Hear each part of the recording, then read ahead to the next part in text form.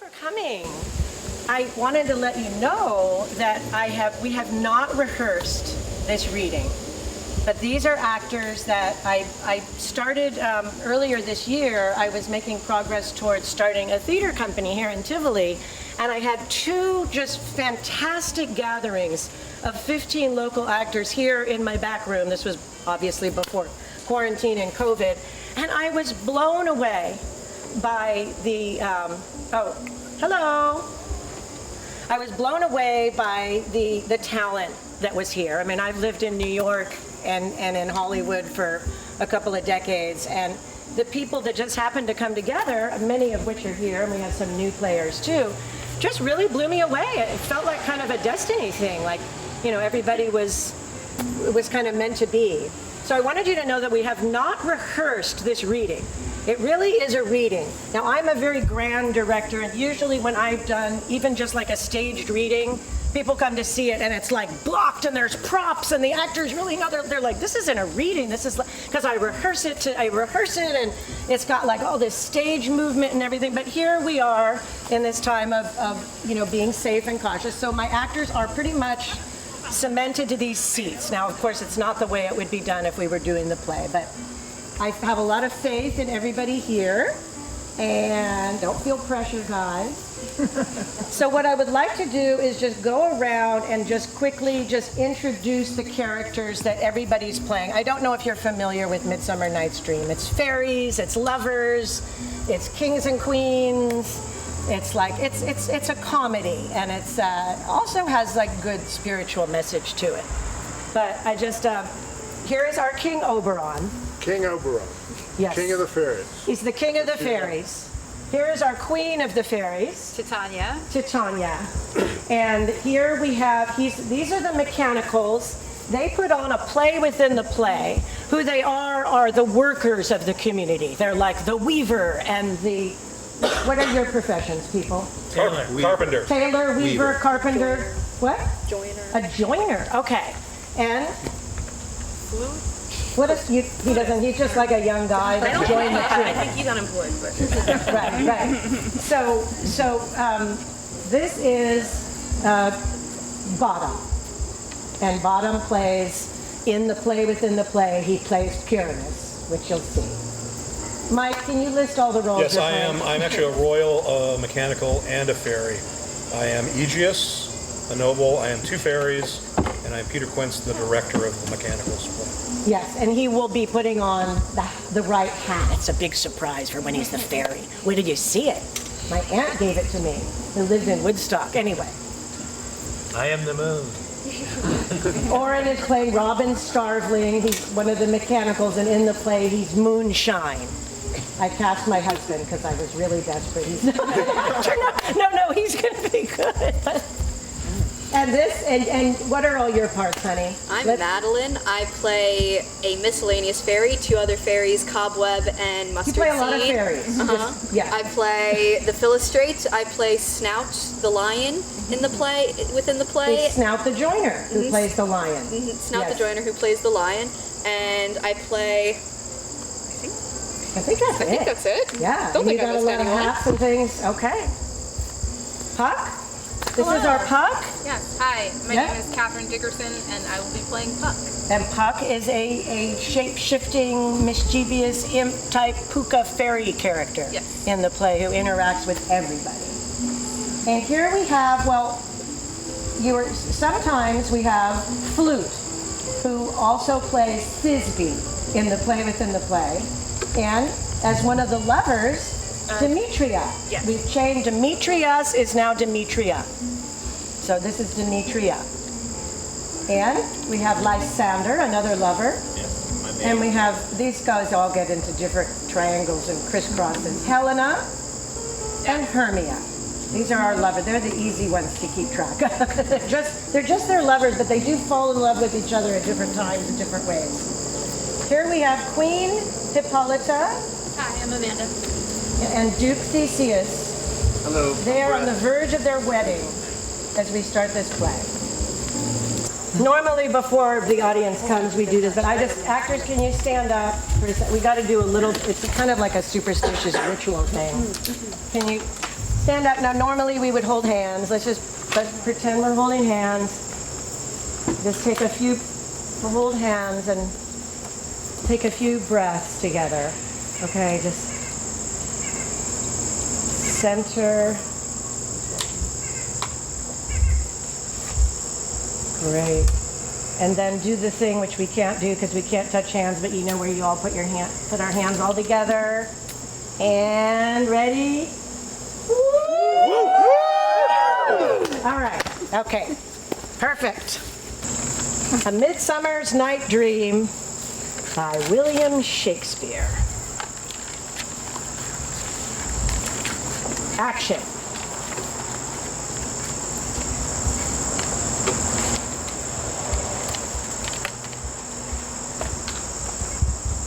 Now, fair Hippolyta, our nuptial hour draws on apace. 4 happy days bring in another moon. But oh, methinks, how slow this old moon wanes. She lingers my desires like to a stepdame or a dowager, long withering out a young man revenue. 4 days will quickly steep themselves in night. 4 nights will quickly dream away the time. And then the moon, like a silver bow, new bent in heaven, shall behold the night of our solemnities. Go, Philostrate, stir up the Athenian youth to merriments, awake the pert and nimble spirit of mirth. Turn melancholy forth to funerals, the pale companion is not for our pomp.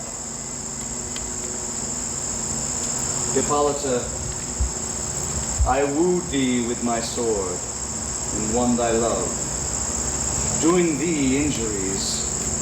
But I will wed thee in another key, with pomp, with triumph, and with reveling. Happy be Theseus, our renowned Duke. Thanks, good Aegeus. What's the news with thee? Full of vexation come I with complaint against my daughter Hermia. Stand forth, Demetria, my noble lady. This woman hath consent to marry her. Stand forth, Lysander. And my gracious Duke, this man hath bewitched the bosom of my child. Thou, Lysander, thou hast given her rhymes and interchanged love tokens with my child. Thou hast by moonlight at her window sung with feigned voices of feigned love, and stolen the impression of her fantasy with bracelets of thy hair, rings, gauds, conceits, knacks, trifles, nosegays, sweetmeats, iPhones,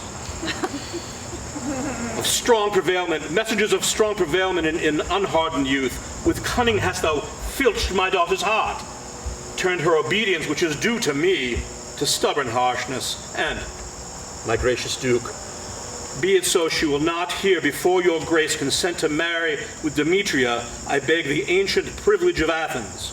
As she is mine, I may dispose of her, which shall be either to this lady or to her death, according to our law, immediately provided in that case. What say you, Hermia? Be advised, fair maid. To you, your father should be as a god, one that composed your beauties, yea, and one to whom you are but as a form in wax, by him imprinted with and within his power, to leave the figure or disfigure it. Demetrius is a worthy gentleman. So is Lysander. In himself he is, but in this kind, wanting your father's voice, the other must be held the worthier. I would, my father looked, but with my eyes. Rather, your eyes must with his judgment look. I do entreat your grace to pardon me. I know not by what power I am made bold, nor how I may concern my modesty in such a presence here to plead my thoughts. But I beseech your grace that I may know the worst that may befall me in this case, if I refuse to wed Demetrius. Either to die the death, or to abjure forever the society of men. Therefore, fair Hermia, question your desires. Know of your youth, examine well your blood, whether, if you yield not to your father's choice, you can endure the livery of a nun. For I, to be in shady cloister mew, to live a barren sister all your life. chanting faint hymns to the cold, fruitless moon. Thrice blessed they that master so their blood to undergo such maiden pilgrimage.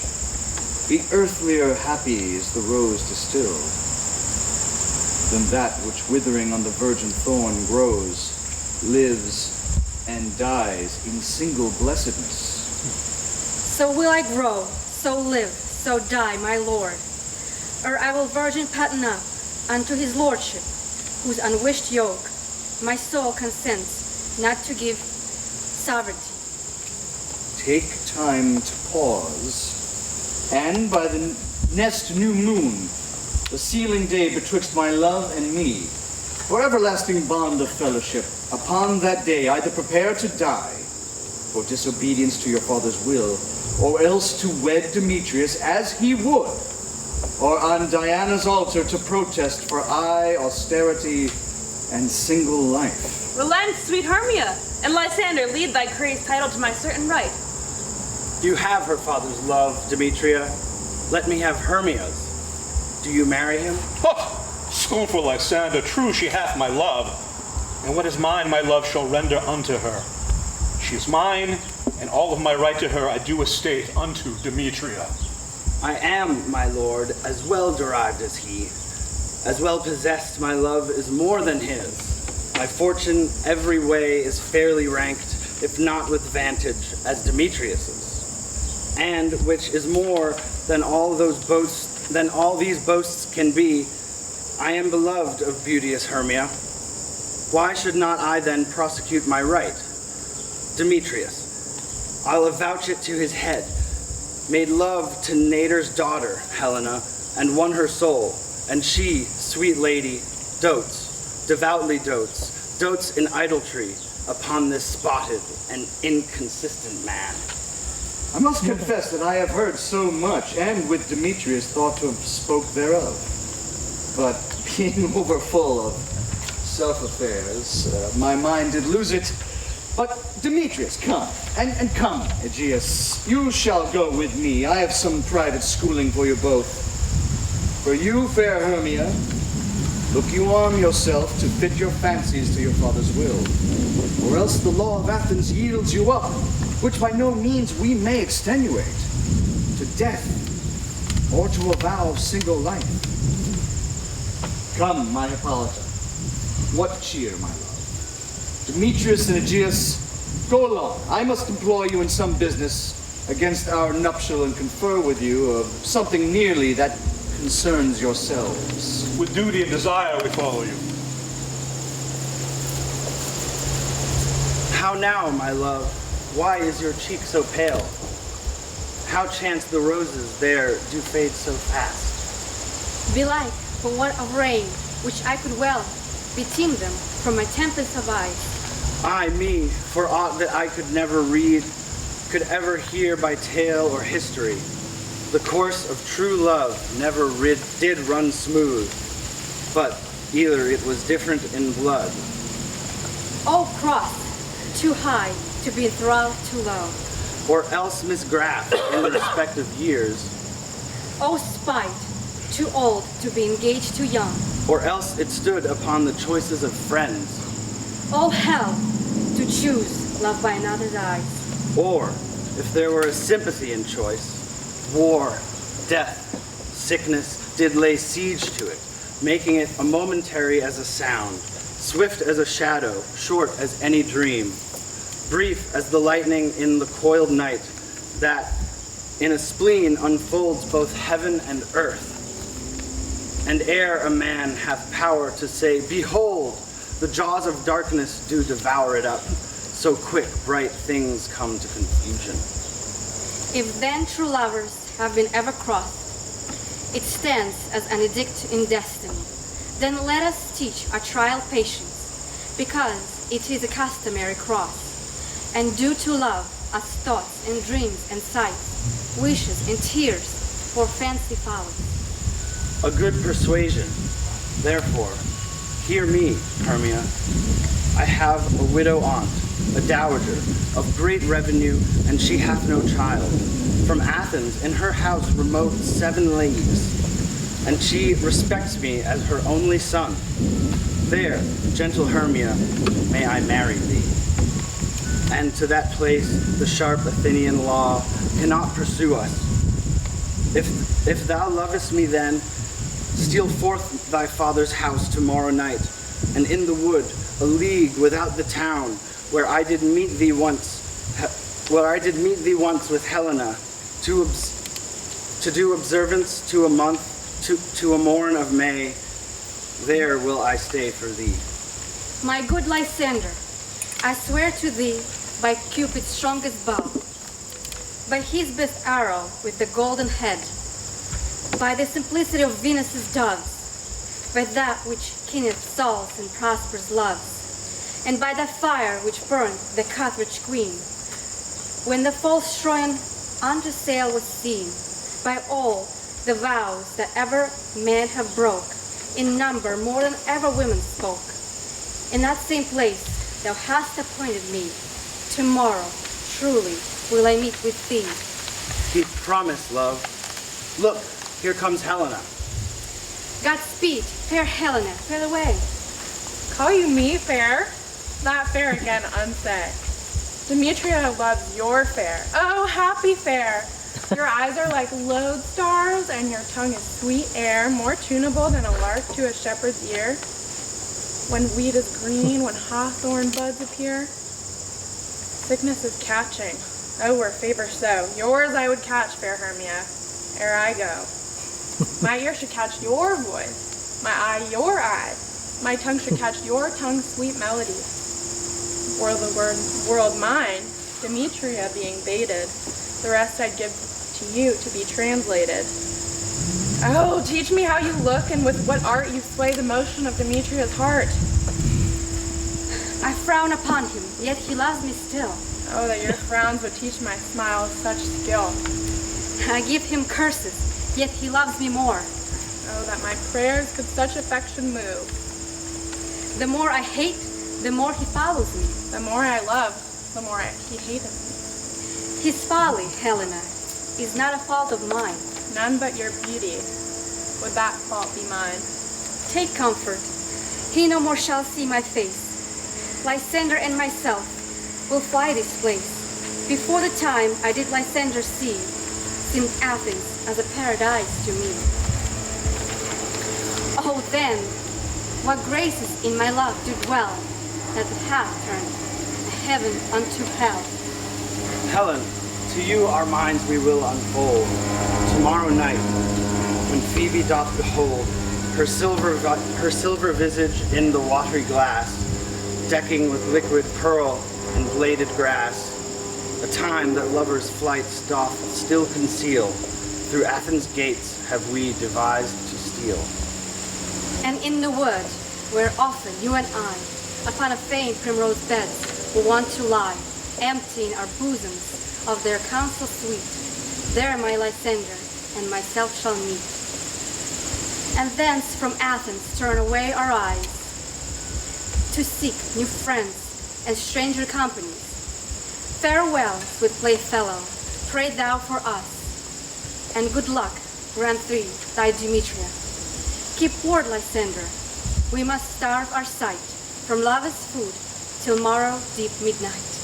I will, my Hermia. Helena, adieu. As you on him, Demetria dotes on you. How happy some others can be. Through Athens I am thought as fair as she, but what of that? Demetria thinks not so. He will not know what all but he do know. And as he errs, doting on Hermia's eyes, so I, admiring of his qualities, think base and vile, holding no quantity.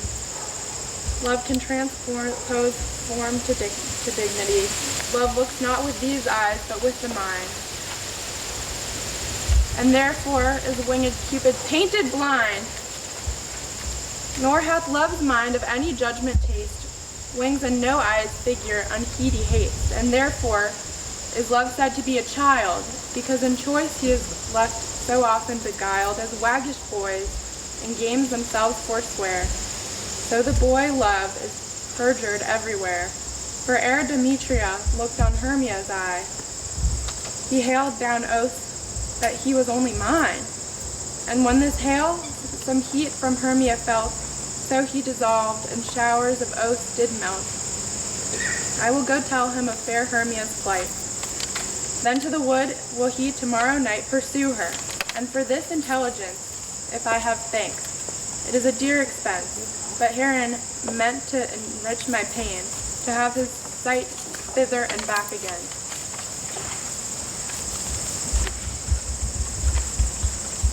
Right. Is all our company here? You were best to call them generally, man by man, according to the script. Here is the scroll of every man's name which is fit throughout all of Athens to play in our interlude before the Duke and Duchess on his wedding day and night. First, good Peter Quince, say what the play treats on. Then read the names of the actors, and so grow to a point. Mary. Our play is the most lamentable comedy and most cruel death of Pyramus and Thisbe. A very good piece of work, I assure you, and to Mary. Now, good Peter Quince, call forth the actors by the scroll. Masters, spread yourselves. Answer as I call you. Nick Bottom, the Weaver. Ready. Name what part I am for, and proceed. You, Nick Bottom, are set down for Pyramus. What is Pyramus? A lover or a tyrant? A lover that kills himself, most gallant for love. That will ask some tears in the true performing of it. If I do it, let the audience look to their eyes. I will move storms. I will condole in some measure. To the rest. Yet my chief humor is for a tyrant. I could play Hercules rarely, or a part to pair a cat in, to make all split. The raging rocks and shivering shocks shall break the locks of prison gates, and Phoebus' car shall shine from far, and make and mar the foolish fates. This was lofty. Now, name the rest of the players. This is Ercles' vein, a tyrant's vein. A lover is more condoling. Okay. Francis Flute, the bellows maker. Here, Peter Quince. Flute, you must take Thisbe on you. What is Thisbe, a wandering knight? It is the lady that Pyramus must love. Nay, faith, let me not play a woman.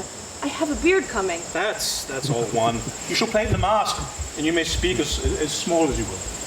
And I might hide my face, and I may hide my face. Let me play Thisbe too. I'll speak in a monstrous little voice. Thisbe. Ah, Pyramus, my loved dear, thy Thisbe dear and lady. No, you must play Pyramus. And Flute, you Thisbe. Well, proceed. Robert Starveling, the tailor. Here, Peter Quince. Robert Starveling, you must play Thisbe's mother.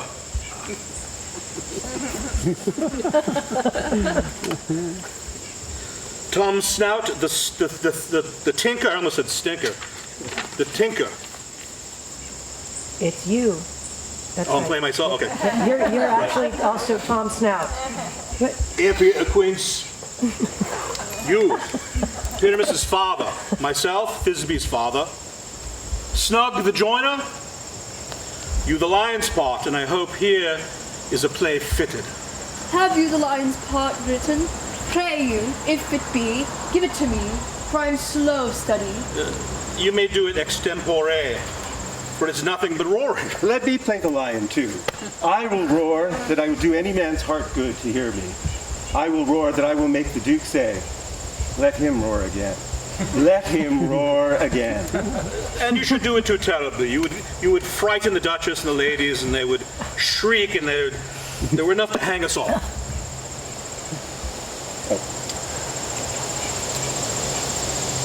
That would hang us all. Every mother's son. I grant you, friends, if you should fright the ladies out of their wits, they would have no more discretion but to hang us. But I will aggravate my voice so that I will roar you as gently as any sucking dove. I will roar you, and 'twere any nightingale. You can play no part but Pyramus, for Pyramus is a sweet-faced man, a proper man, as one shall see on a summer's day, a most lovely, gentlemanlike man. Therefore you need to play Pyramus. Well, I will undertake it.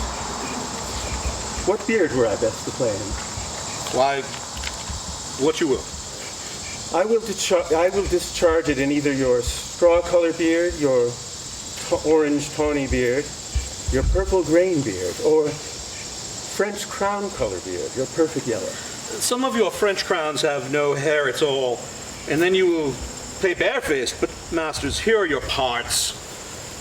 And I entreat you, request you, and desire you to come them by tomorrow night and meet me in the Palace Wood, a mile without the town, by moonlight.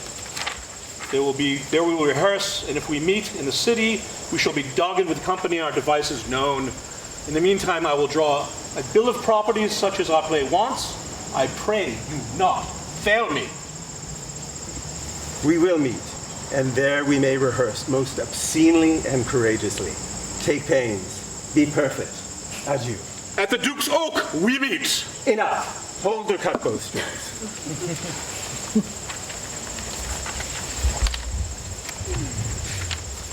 How now, spirit? Whither wander you? Over hill, over dale, thorough bush, thorough briar, over park, over pale, thorough flood, thorough fire. I do wander everywhere, swifter than the moon's fair. And I serve the fairy queen to do her orbs upon the green. The cowslips tall her pensioners be. In their gold coat sports you see, those be rubies, fairy favors. In those freckles live their savors.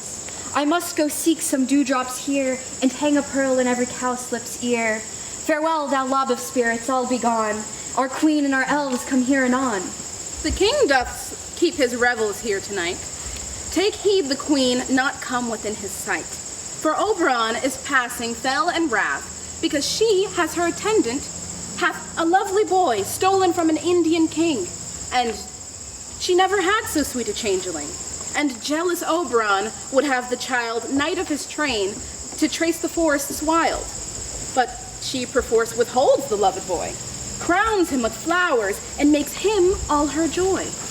And now they never meet in grove or green, by fountain clear or spangled starlight sheen, but they do square, that all their elves for fear creep into acorn cups and hide them there. Either I mistake your shape and making quite, or else you're that shrewd and knavish sprite, called Robin Goodfellow, are not you he, that frights the maidens of the villagery, skim milk, and sometimes labor in the quern, and bootless make the breathless housewife churn, and sometimes make the drink to bear no barn, mislead night wanderers laughing at their harm. Those that hobgoblin call you and sweet pup, you do their work and they shall have good luck. Are not you he? Thou speakest right. I am that merrier wanderer of the night. I jest to Oberon and make him smile, when I a fat bean-fed horse beguile, neighing in likeness of a filly foal. And sometimes I lurk in a gossip's bowl, in the very likeness of a roasted crab. And when she drinks, against her lips I bob, and on her withered dewlap pour the ale. The wisest aunt telling the saddest tale. Sometime for 3-footstool mistaketh me. Then slip I from her bum, down topples she, and Taylor cries, falls into a cough. And then the whole choir hold their hips and laugh, and wax in their mirth, and neeze, and swear. A merrier hour was never wasted there. But room, fairy, here comes Oberon. And here my mistress, would that he were gone. Ill met by moonlight, proud to come. A jealous Oberon. Fairy skip hence I have forsworn his bed and company. Tarry, rash wanton. Am I not thy lord? Oh, then I must be thy lady. But I know when thou hast stolen away from fairyland and in the shape of Corin sat all day playing on pipes of corn and versing love to amorous Hippolyta. Why art thou here, come from the farthest steep of India, but that forsooth the bouncing Amazon, your buskin mistress and your warrior love, to Theseus must be wedded. And you come to give their bed joy and prosperity? How canst thou thus? For shame, Titania. glance at my credit with Hippolyta. Knowing I know thy love to Theseus, didst thou not lead him through the glimmering night from Perigena, whom he ravished, and made him break with fair Aegis his faith, and with Ariadne and Antopia?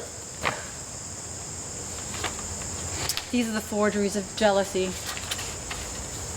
And never, since the middle summer spring, met we on hill and dale, forest or mead, by paved fountain or by rushy brook, or dance our ringlets to the whistling wind.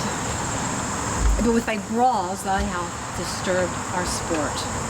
And therefore the winds, piping to us in vain as in revenge, have sucked up from the sea contagious fogs which, falling in the land, have every pelting river made so proud that they have overborne their continent.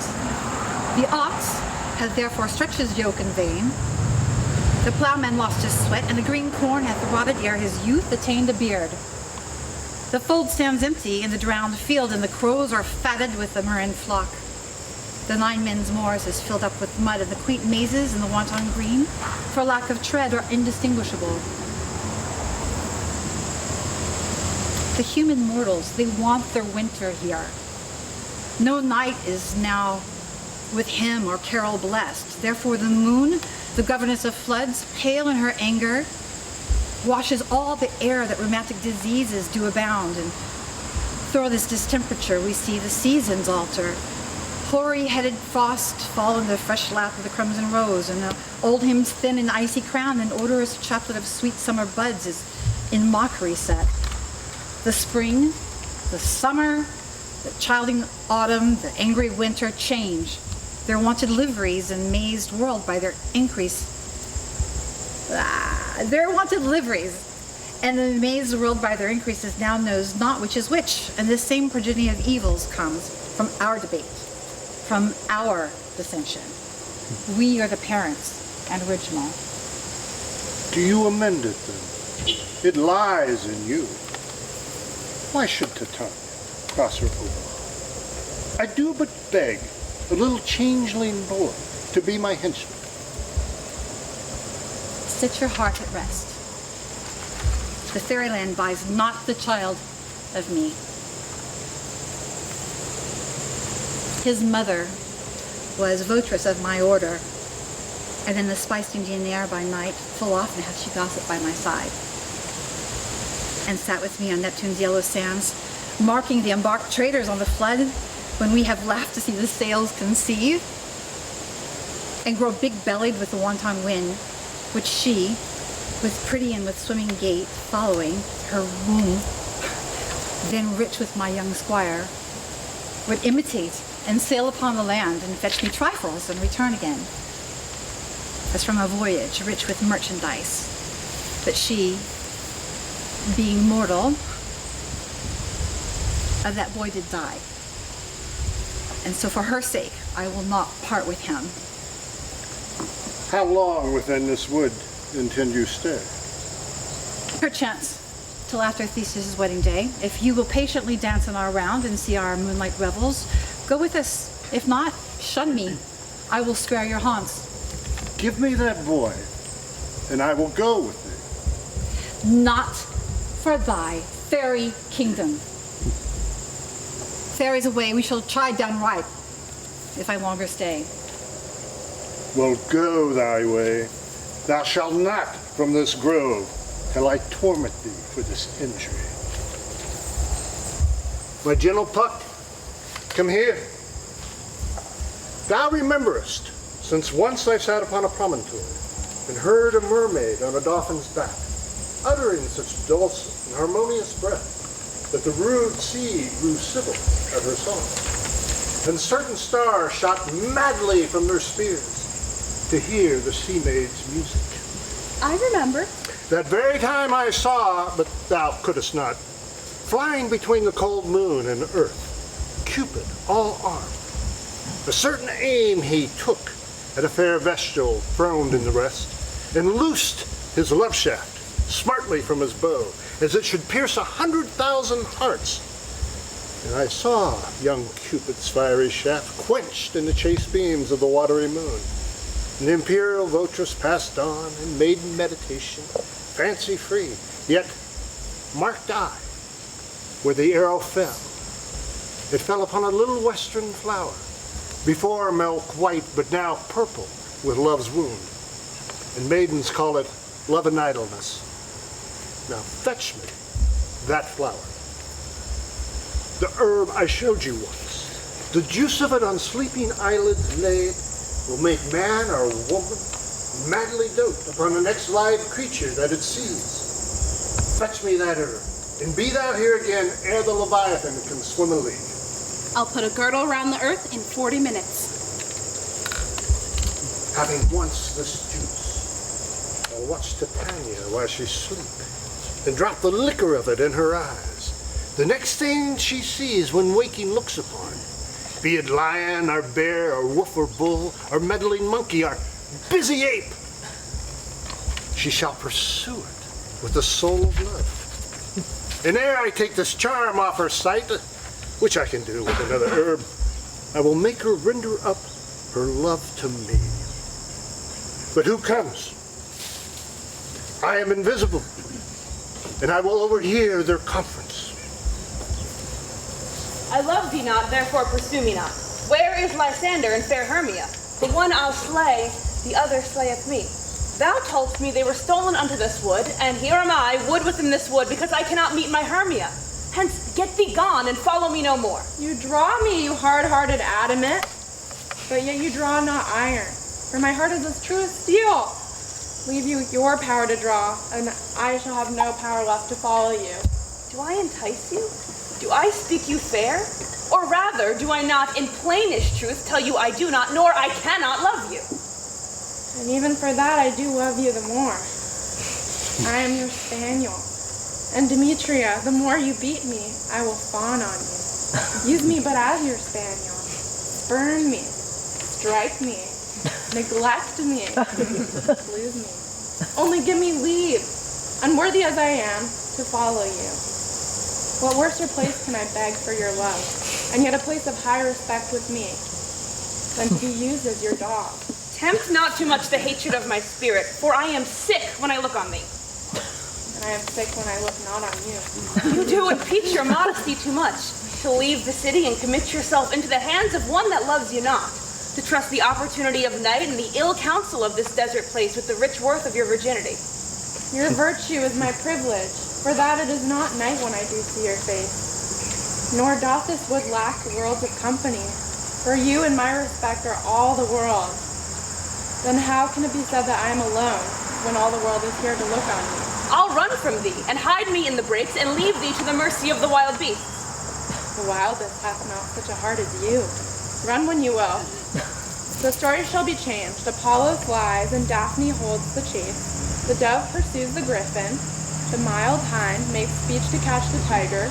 Bootless speed when cowardice pursues, and valor flies. I will not say thy questions. Let me go, or if thou follow me, do not believe, but I shall do thee mischief in the wood. Aye, in the temple, in the town, in the field, you do me mischief. Fie, Demetrius, your wrongs do set a scandal on my sex. We cannot fight for love, as many men may do, as we should be wood, and were not made to woo. I'll follow thee and make heaven of hell, to die upon the hand I love so well. Fare thee well, nymph. Ere she do leave this grove, thou shalt fly her, and she shall seek your love. Hast thou the flower there? Welcome, wanderer. Aye, there it is. I pray thee, give it to me. I know a bank where the wild thyme blows, where oxlips and the nodding violet grows, quite over canopy with luscious woodbine, with sweet musk roses and with eglantine. There sleeps Titania, sometimes of the night, lulled in these flowers with dances and delight. And there the snake throws her enameled skin, weed wide enough to wrap a fairy in. And with this juice of this, I'll streak her eyes and make her full of hateful fantasies. Now take some of this, and through the grove, and seek through this grove a sweet Athenian lady in love with a disdainful youth. Anoint her eyes, but do it when the next thing she espies may be the lady. Thou shalt know the person by the Athenian garments she hath on. Affect it with some care that he may prove more fond on her than she upon her love. And look thou meet me ere the first cock crows. Fear not, my lord, your servant shall do so. Come now, a ramble and a fairy song. Then for the third part of a minute hence, some to kill cankers in the musk rose buds, and some war with rare mice for their leathern wings to make my small elves coats, and some keep back the clumber's owl that nightly hoots and wanders our quaint spirits. Sing me now to sleep. Then to your offices and let me rest. You spotted snakes with double tongue, thorny hedgehogs be not seen. Newts with blind worms do no wrong, come not near our fairy queen. Philomel with melody, swing in our sweet lullaby. La la la la lullaby, la la la la lullaby. Never harm nor spell nor charm, come our lovely lady nigh. So good night with lullaby. Weaving spiders come not here. Hence you long legged spinners hence. Beetles black approach not near. Worm nor snail do no offense. Philomel with melody and sea. Hence, away. She fell asleep somehow. Not all. All is well. One aloof stand sentinel.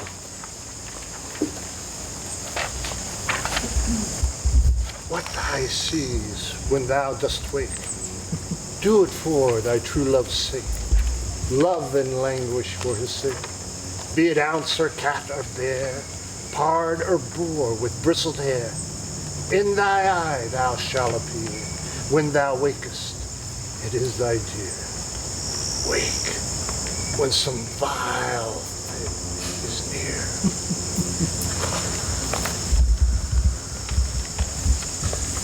Fair love, you faint with wandering in the wood.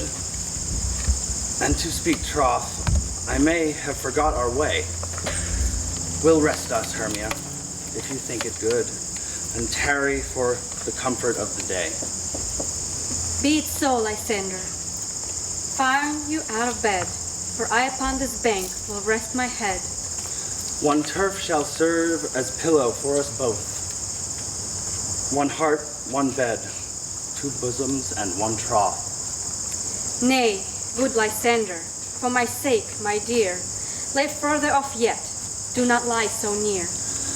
Oh, take the sense, sweet, of my innocence. Love takes the meaning in love's conference. I mean, that my heart unto yours is knit, so that but one heart we can make of it. Two bosoms interchained with an oath. So then, two bosoms and a single troth. Then be your side no bedroom me deny. For lying so, Hermia, I do not lie. Lysander, riddles very prettily. Now much beshrew my manners and my pride. If Hermia meant to say Lysander lied, but gentle friend for love and courtesy, lie further off in human modesty. Such separation, as may well be said, becomes a virtue's bachelor and the maid. So far be distant, and good night, sweet friend. Thy love near altar till thy sweet life end. Amen, amen to that fair prayer, I say. And then end life when I end loyalty. Here is my bed. Sleep give thee all his rest. With half that wish, the wisher's eyes be pressed. Through the forest have I gone, but Athenian found I none. On whose eyes I might approve this flower's force in stirring love. Night and silence. Who is here? Weeds of Athens he doth wear. This is he, my master said, despised the Athenian maid. And here is the maiden, sleeping sound on the dank and dirty ground.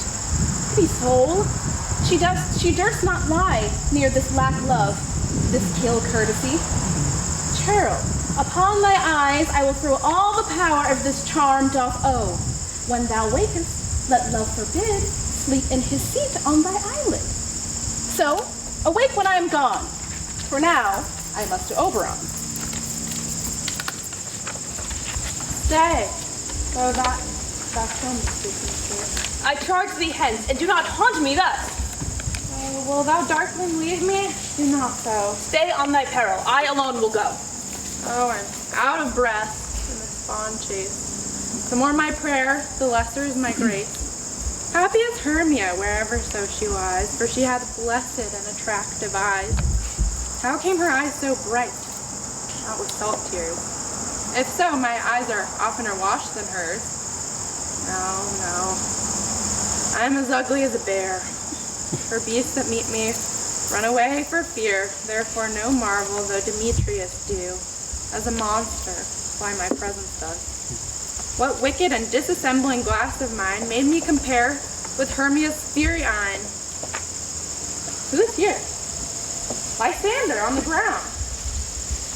Lysander! If you live, good sir, awake! And run through fire. I will, for thy sweet sake. Transparent Helena, nature shows art, that thou thy bosom make me see thy heart. Where is Demetria? Oh, how fit a word is that vile name to perish on my sword. Do not say so, Lysander. Say not so. What happened to Hermia? Lord, what though? Yet Hermia still loves you. Then be content. Content with Hermia? No, I do repent. The tedious minutes I with her have spent. No, not Hermia, but Helena I love, who will not change a raven for a dove. And the will of man is by his reason swayed. And reason says, you are the worthier maid. Things growing are not ripe until their season. So I, being young till now, ripe not to reason. And touching now the point of human skill, reason becomes the marshal to my will, and leads me to your eye, where I overlooked love stories written in love's richest book. Wherefore was I to this keen mockery born? When at your hands did I deserve this scorn? It's not enough. It's not enough, young man, that I did never, no, nor never can deserve a sweet look from Demetria's eye, but you must flout my insufficiency? Good troth, you do me no wrong. Good sooth, you do, in such a disdainful manner, me to woo. But fare you well, perforce I must confess, I thought you lord of more true gentleness. Oh, that a lady of one man refused, should of another therefore be abused. She sees not Hermia. Hermia, sleep thou there, and never mayest thou come Lysander near. For as a surfeit of the sweetest things, the deepest loathing to the stomach brings. Or as tie hearsays that men do leave, are hated most of those they did deceive. So thou, my surfeit and my heresy, of all be hated, but the most of me. And all my powers addresses your love and might to honor Helen and to be her knight.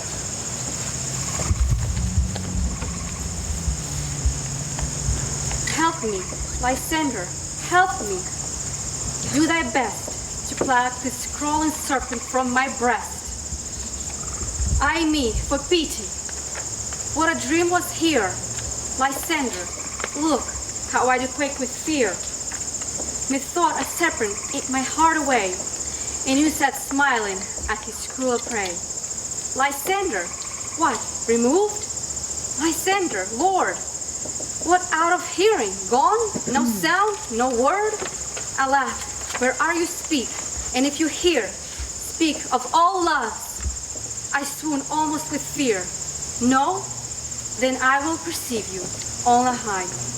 Either death or I'll find immediately. Are we all met? Pat. Here's a marvelously convenient place for our rehearsal. This green plot shall be our stage, this hawthorn brake our tiring house, and we will do it in action, as we will do it before the Duke. Peter Quince. What sayest thou, Bully Bottom? There are things in this comedy of Pyramus and Thisbe that will never please. First, Pyramus must draw a sword to kill himself, which ladies cannot abide. How do you answer that?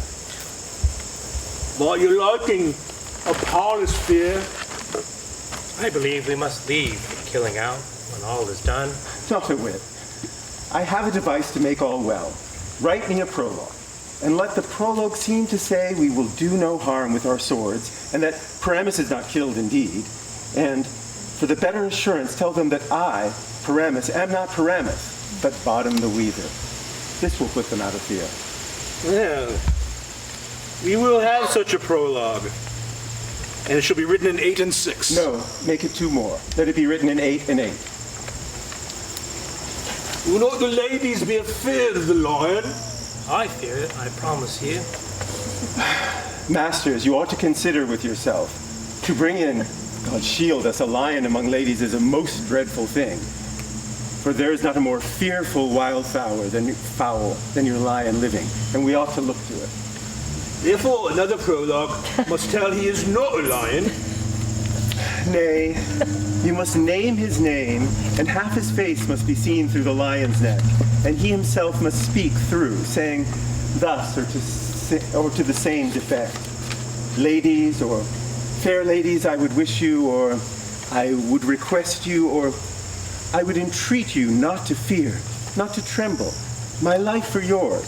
If you think I come hither as a lion, it were pity of my life. No, I am no such thing. I am a man, as other men are. And there indeed let him name his name, and tell them plainly he is Snug the Joiner. Well, it shall be so. But there is 2 hard things, that is, to bring the moonlight into a chamber, for you know Pyramus and Thisbe meet by moonlight. Doth the moon shine that night we play our play? A calendar. Look in the almanac. Find out moonshine. Yes. It doth shine that night. Why then, you may leave a casement of the great. You may leave a casement of the great chamber window where we play open, and the moon may shine in at the casement. Or else one must come in with a bush of thorns and lanterns, and say he comes to disfigure or to present the person of moonshine. Then there is another thing. We must have a wall in the great chamber, for Pyramus and Thisbe, so says the story, did talk through the chink of the wall. Could never bring in a wall. What say you, Bottom? Some man or other must present wall, and let him have a plaster or some loam or some rough cast about him to signify wall. Or let him hold his fingers thus, and through that cranny shall Pyramus and Thisbe whisper. If that may be, then all is well. Come sit down, every mother's son, and rehearse your parts. Pyramus, you begin. When you have spoken your speech, enter into that break, and so everyone according to his cue. What hempen homespuns have we swaggering here? So near the cradle of the fairy queen. What? A play toward? I'll be an auditor, an actor too, perhaps, if I see cause. Speak, Pyramus, and Thisbe, stand forward. Thisbe, the flowers of odious savors sweet. Odors, not odious. Odors, savor sweet. So hath thy breath, my dearest, Thisbe dear. But hark, a voice. Stay thou here, but here a while, and by I will to thee appear.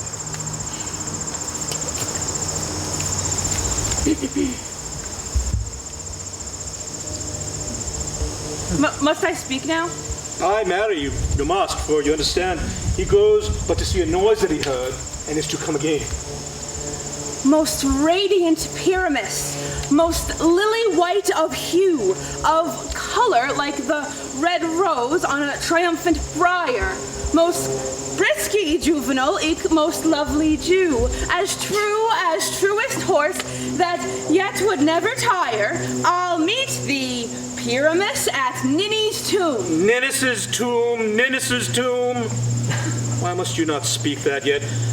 That you answer to Pyramus, you speak all your part at once, cues and all. Pyramus, enter. Your cue is past, and it is never tire. Oh, as truest horse that yet would never tire. If I were fair Thisbe, I were only thine. He has a donkey's head on it. Oh, monstrous! Strange! We are haunted, prithee. Masters, fly! Masters, help! I'll follow you. I'll lead you around.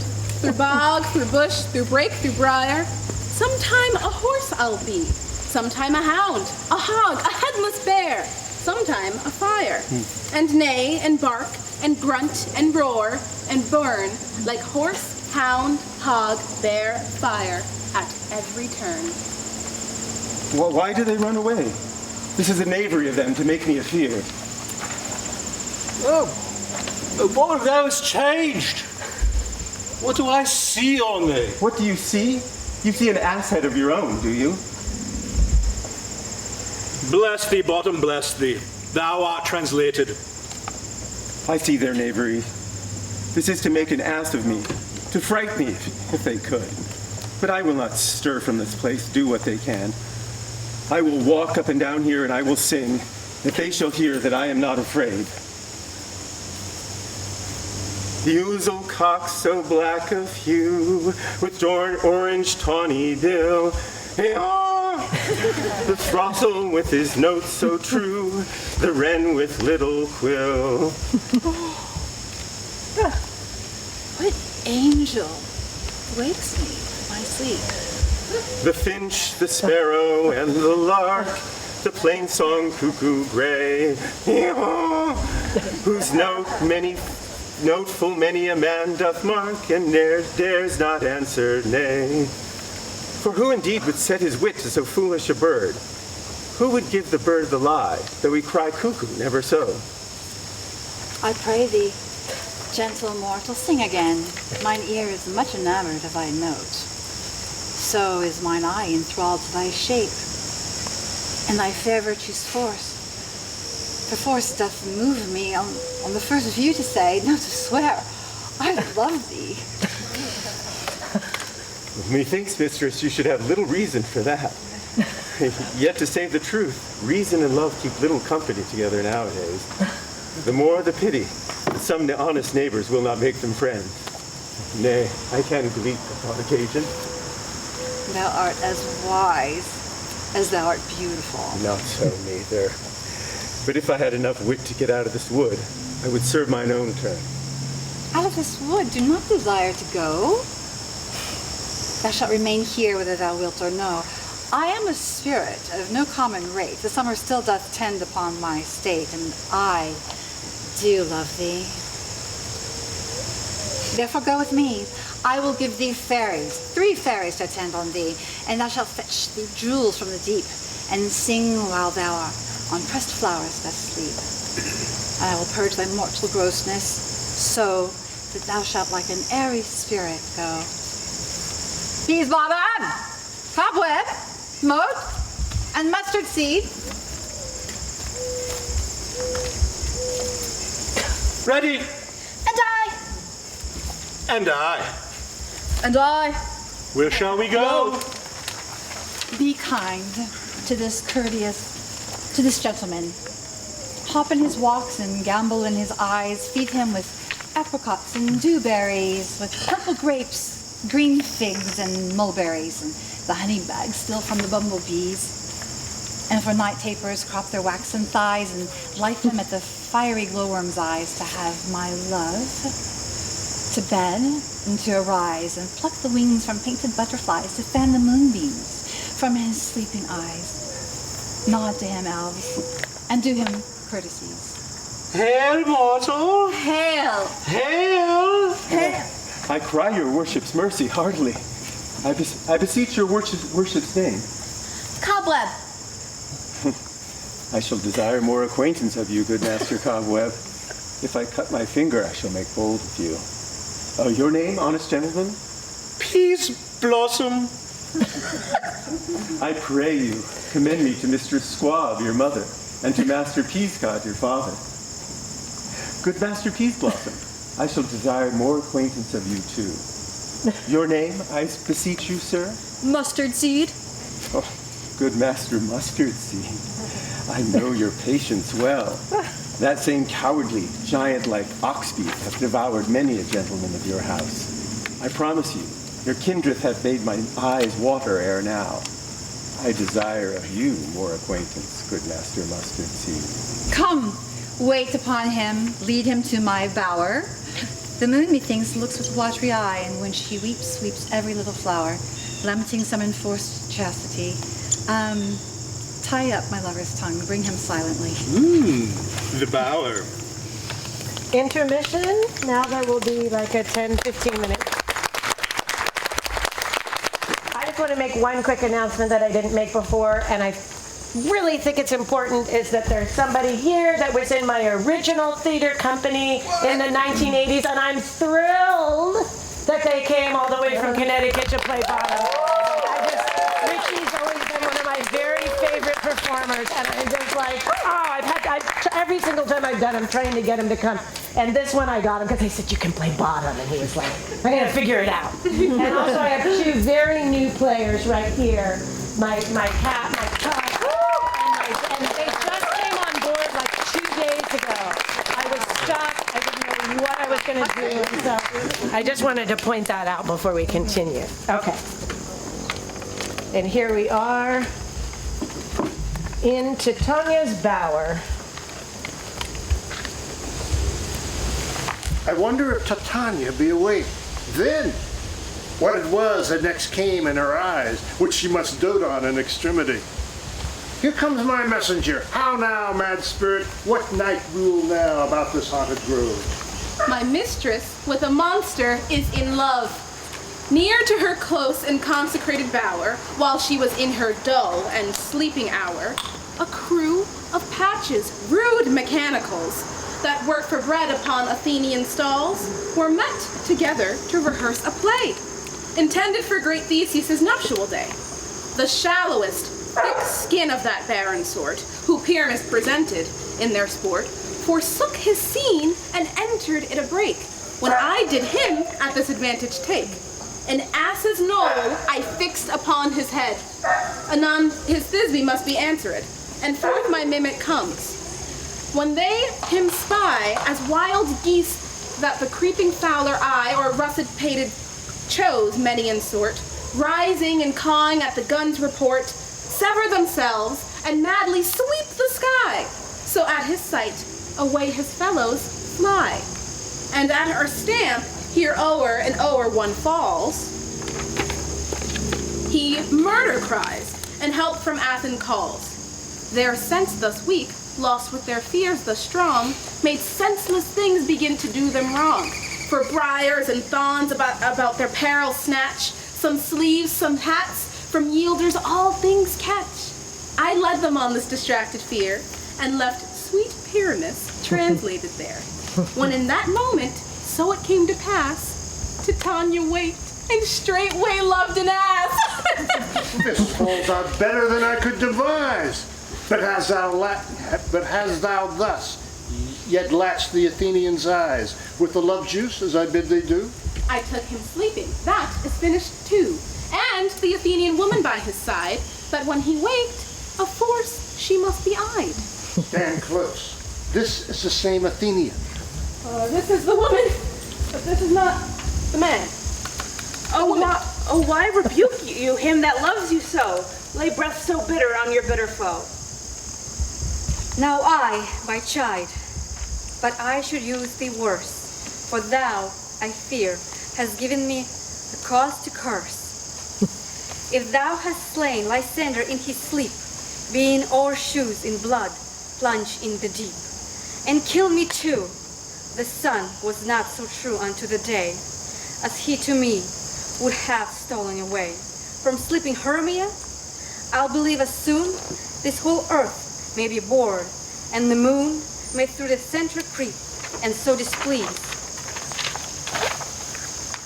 her brothers, Nuntide and the Antipodes. It cannot be, but thou hast murdered him. So should a murderer look so dead, so grim. So should the murdered look, and so should I, pierced through the heart with your stern cruelty.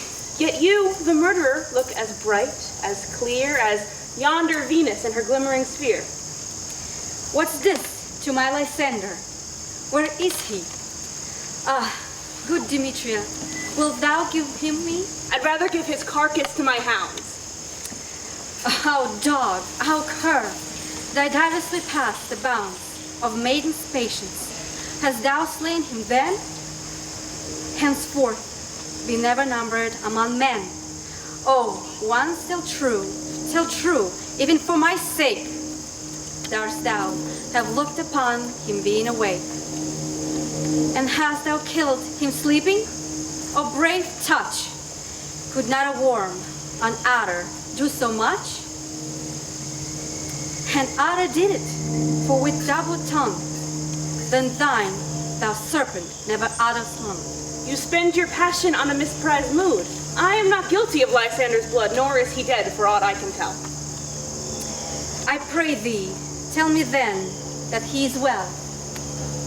And if I could, what would I get therefore? A privilege, never to see more. And for my hated patience, heart I sow, see me no more, whether heart be dead or no. There is no following her in this fierce vein. Here therefore a while I will remain. So sorrow's heaviness doth heavier grow, for debt that bankrupt sleep doth sorrow owe. Which now in some slight measure it will pay, if for his tender here I may make some stay. What hast thou done? Thou hast mistaken quite, and laid the love juice on some true love's sight. Of thy misprison must perforce ensue some true love's turned, and not a false turned true. Then fate o'errules that one man holding troth, a million fail, confounding an oath to oath. About the wood go swifter than the wind, and Helena of Athens look thou find. All fancy sick she is, and pale of cheer, with sighs of love that cost the fresh blood dear. By some illusion, see thou bring her here. I'll charm his eyes against she do appear. I go, look how I go, swifter than arrow from Tartar's bow. Flower of this purple dye, hit with Cupid's archery, sink an apple of his eye. When his love he doth espy, let her shine as gloriously as Venus of the sky.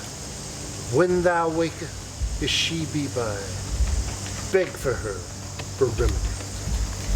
Captain of our fairy band, Helena is here at hand, and the youth mistook by me, pleading for a lover's fee. Shall we their fond pageant see? Lord, what fools these mortals be! Stand aside. The noise they make will cause Demetrius to wake. Then will two at once woo one. That must needs be sport alone, and those things do best please me that befall preposterously.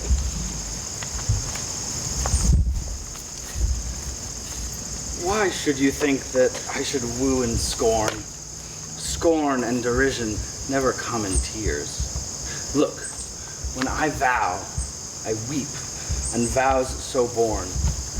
In their nativity all truth appears. How can these things in me seem scorn to you? Bearing the badge of faith to prove them true. You do advance your cunning more and more.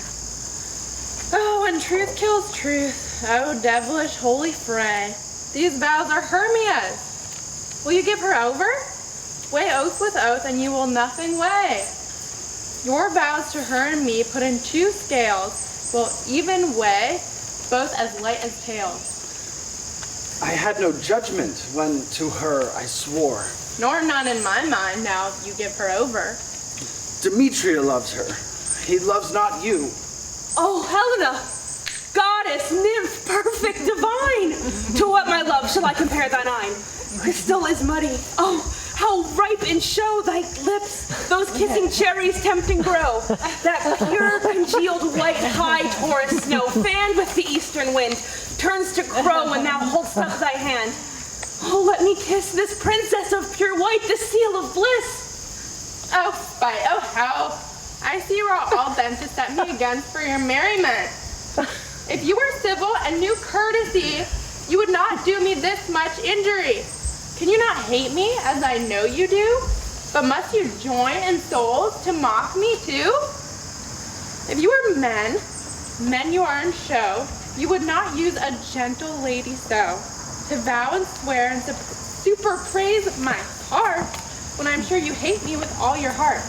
You're both rivals, and you love Hermia. And now, both rivals, you mock Helena. A trim exploit, a manly enterprise. Conjure tears in a poor maid's eyes with your derision. None of noble sort would so offend a virgin and extort a poor soul's patience, all for your sport. You are unkind, Demetria. Be not so, for you love Hermia. This you know I know. And here, with all goodwill, with all my heart, in Hermia's love I yield you up to my part. And yours of Helena to me bequeath, whom I do love and will do till my death. Never did mockers waste such idle breath. Lysander, keep thy Hermia, I will none. If e'er I loved her, all that love is gone. My heart to her but as a guest wise sojourned, and now to Helen it is home returned, there to remain. Helen, it is not so. Disparage not the faith that thou dost not know, lest to thy peril thou abide dear. Look where thy love comes, yonder is thy dear. Dark night, that from the eye his function takes, to ear more quick of apprehension makes, wherein it doth impair the seeing sense, it pays the hearing double recompense. Thou art not by mine eye, Lysander found. My ear, I thank it, brought me to thy sound, by why kindly didst thou leave me so? Why should she stay, whom love doth press to go? What love could press Lysander from my side? Lysander's love, that would not let him bide. For fair Helena, who more enguiles the night than all you fiery O's and eyes of light, why seekest thou me? Could not this make thee know the hate I bear thee made me leave thee so?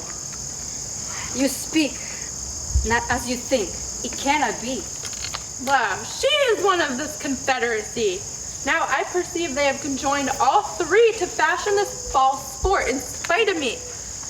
Injurious Hermia, most ungrateful maid, have you conspired? Have you, with these contrived to bait me with this foul derision? Is all the counsel that we two have shared, the sisters' vows, the hours we have spent, when we have chid the hasty-footed time for parting us? Oh, is it all forgot? All school days friendship, childhood innocence? We, Hermia, like two artificial gods, have with our needles created both one flower, both on one sampler, sitting on one cushion, both warbling of one song, both in one key, as if our hands, our sides, voices, minds, had been incorporate. So we grow together like to a double cherry, seeming parted, but yet a union and partition. Two lovely berries molded onto one stem. So with two seeming bodies but one heart, two of the first, like coats in heraldry, due but to one and crowned with one crest. And will you rent our ancient love asunder to join with men in scorning your poor friend? It's not friendly. 'Tis not maidenly. Our sex, as well as I, may chide you for it, though I alone do feel the injury. I am amazed at your passionate words. I scorn you not. It schemes that you scorn me. Have you not set Lysander as in scorn to follow me and praise my eyes and face? And who made your other love, Demetrius, who even but now did spurn me with his foot to call me goddess, nymph, divine, and rare, precious, celestial? Wherefore he speaks this to her he hates, and wherefore doth Lysander deny your love, so rich within his soul, and tender me, forsooth, affection, but by your setting on, and by your consent? What thought I be so in grace as you, so hung upon with love, so fortunate, but miserable most, to love unloved? This you should pity rather than despise. I understand not what you mean by this. I do persevere, counterfeit sad looks, make mouths upon me when I turn my back, wink at each other, hold the sweet jest up, this sport, well carried, hold the sweet jest up. If you have any pity, grace, or manners, you would not make such an argument.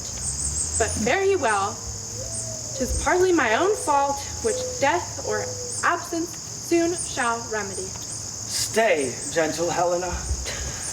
Hear my excuse, my love, my life, my soul, fair Helena. Oh, excellent.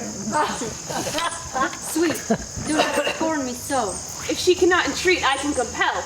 Thou canst compel no more than she entreats. Thy threats have no more strength than her weak prayers. Helen, I love thee. Be my wife. I do. I swear by that which I will lose for thee, to prove him false, that says I love not thee. I say I love thee more than he can do. If thou say so, withdraw and prove it too. Quick, come. Lysander, where'd you find all this? Away, you Ethiop. No, he'll seem to break loose. Take on ye as you would follow, but yet not come. You are a tame man. Go. Hang off, thou cat, thou burr, vile thing. Let loose, or I will shake thee from me like a serpent. Why are you grown so rude? What changed this? Sweet love. Thy love. Out. Tawny Tartar. Out. Out, loathed medicine, hated potion. Hence. Do you not jest? Yes, Zeus, and so do you. Demetria, I will keep my word with thee. I would I had your bond, for I perceive a weak bond holds you. I'll trust not your word. What? Should I hurt her, strike her, kill her dead? Although I hate her, I'll not harm her so. What can do me greater harm than hate? Hate me. Wherefore? Oh, me. What news? My love. I'm not a Hermia? Are not you Lysander? I am as fair now as erewhile. Since now you love me, yet since now you left me. Why then you left me? Oh, the gods forbid. In earth shall I say? I, by my life, and never did desire to see thee more before. Therefore, be out of hope, of question, of doubt. Be certain, nothing truer, 'tis no jest, that I do hate thee and love Helena. Oh me, you juggler, you canker blossom, you thief of love. What have you come by night and stolen my love's heart from him? Fine, faith. Have you no modesty, no maiden shame, no touch of bashfulness? What, will you tear impatient answers from my gentle tongue? Fie, you counterfeit, you puppet, you. Puppet? Why so?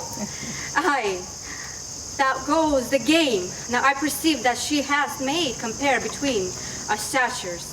She hath urged her height, and with her personage, her tall personage, her height, forsooth, she hath prevailed with him.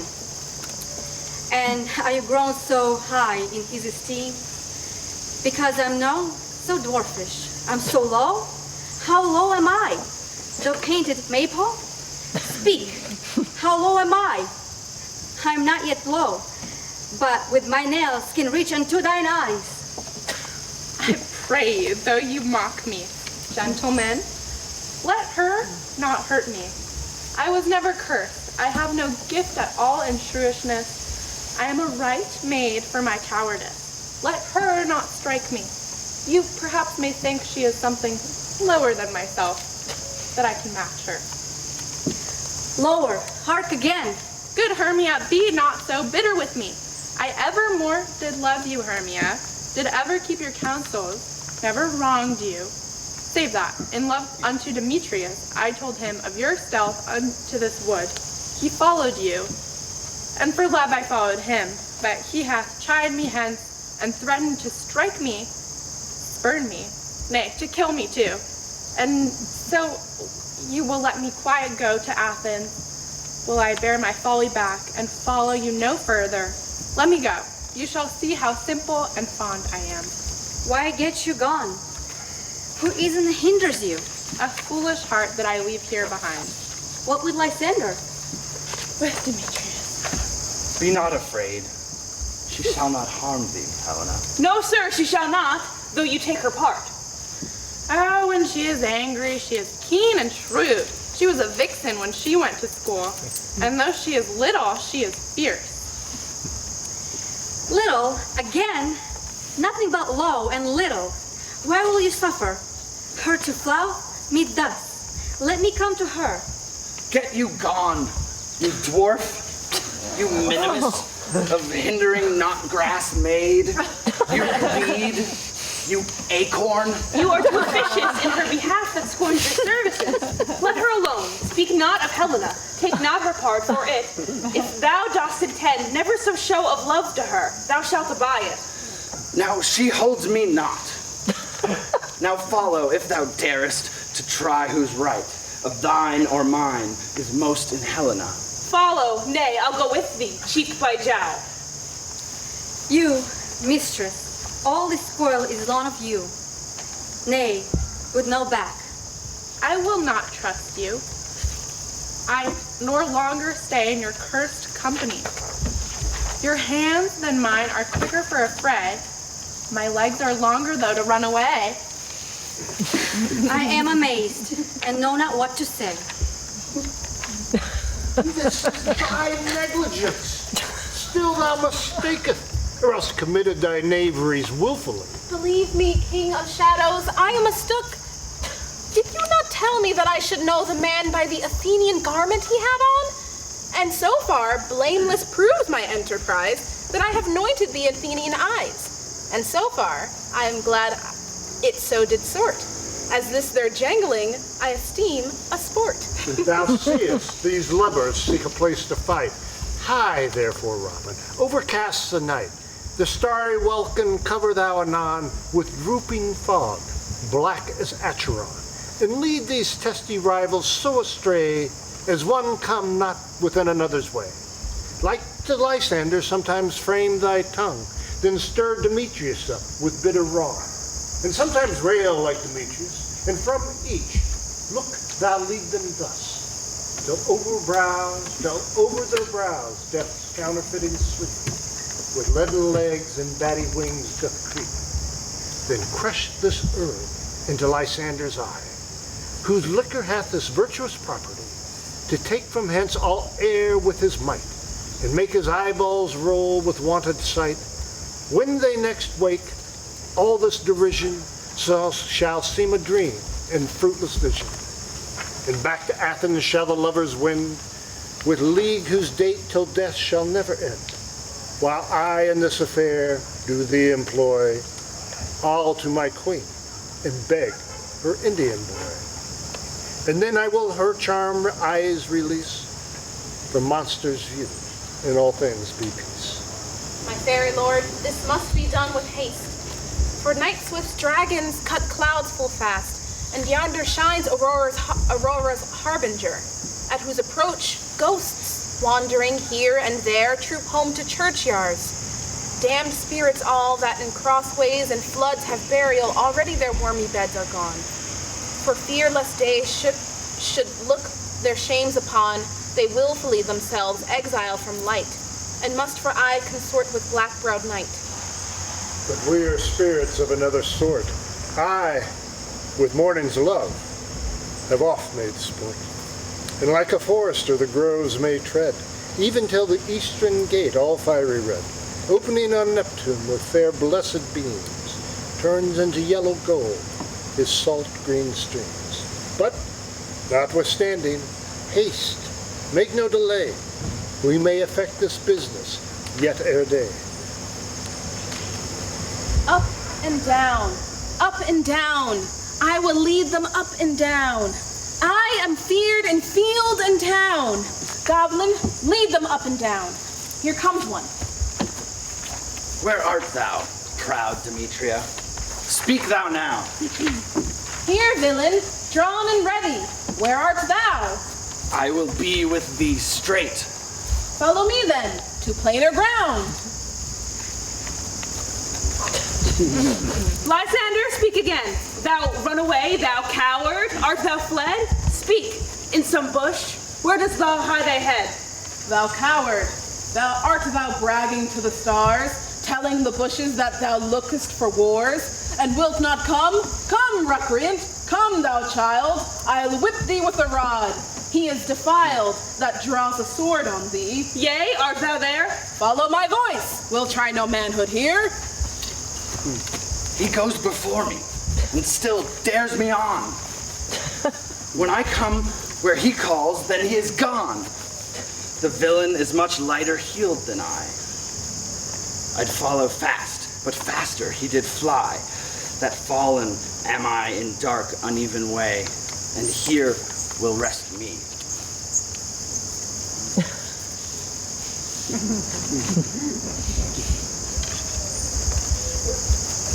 Come, thou gentle day, for if but once thou show me gray light, I'll find Demetria and revenge this fight. Ho, ho, ho, coward. Why comest thou not? Abide me if thou darest, for while I walk thou runnest before me, shifting every place, and darest not stand nor look me in the face. Where art thou now? Come hither, I am here. Nay then, thou mockst me. Thou shalt buy this deer, if ever I thy face by daylight see. Now go thy way. Faintness constrained me to measure out my length on this cold bed. Thy day's approach, look to be visited. Oh, weary night. Oh, long and tedious night. Abate thy hour. Shine comforts from the east, that I may be back to Athens by daylight. From these that my poor company detest, and sleep that sometimes shuts up sorrow's eye, steal me a while from mine own company. Yet but three? Come one more. Two of both kinds make up four. Here she comes, cursed and sad. Cupid is a knavish lad, thus to make poor females mad. Never so weary, never so in woe, bedabbed with the dew and thorn with briars. I can no further crawl, no further go. My legs can keep no pace with my desires. Here will I rest, me till the break of day, heaven's shield Lysander, if they mean a fray. On the ground, sleep sound, I'll apply to your eye gentle lover remedy. When thou wakest, thou takest true delight in the sight of thy former lady's eye, and the country proverb known that every man should take his own. In your waking shall be shown. Jack shall have Jill, naught shall go ill. The man shall have his mare again, and all shall be well.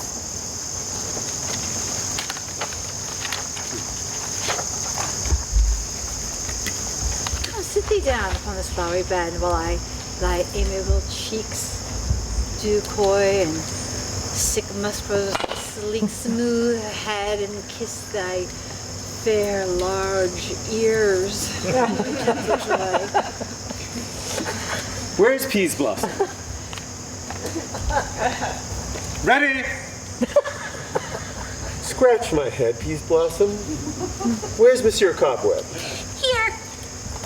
Monsieur Cobweb, good monsieur, get your weapons in your hand and kill me a red-hipped humblebee on the top of a thistle. And good monsieur, bring me the honey bag. Do not fret yourself too much in the action, monsieur. And good monsieur, have a care the honey bag break not. I would be loath to have you overflown with honey bags, senor. Where is Monsieur Mustard Seed? Ready? Give me your niece, Monsieur Mustard Seed. I pray you, leave your courtesy, good monsieur. What's your will? Nothing, good monsieur, but to help cavalier Cobweb to scratch. I must to the barber's, monsieur, methinks, for I am marvels hairy about the face, and I am such a tender ass. If my hair do but tickle me, I must scratch. What, would thou hear some music, my sweet love? I have a reasonable good ear in music. Let's have the tong and the bones. Or say, sweet love, what desirest thou to eat? Truly, a peck of provender. I could munch your good dry oats. Methinks I have a great desire to a bottle of hay. Good hay, sweet hay hath no fellow. I have a venturous fairy that shall seek the squirrel's hoard and fetch thee new nuts. I'd rather have a handful or two of dried peas, but I pray you, let none of your people stir me. I have an exposition of sleep come upon me. Sleep thou, and I will wind thee in my arms. Fairies, be gone, and be always away.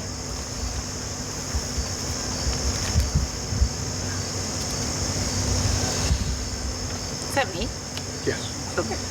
So doth the woodbine and sweet honeysuckle gently entwist the female ivy so, and rings the barky fingers of the elm. Oh, how I love thee, how I dote on thee.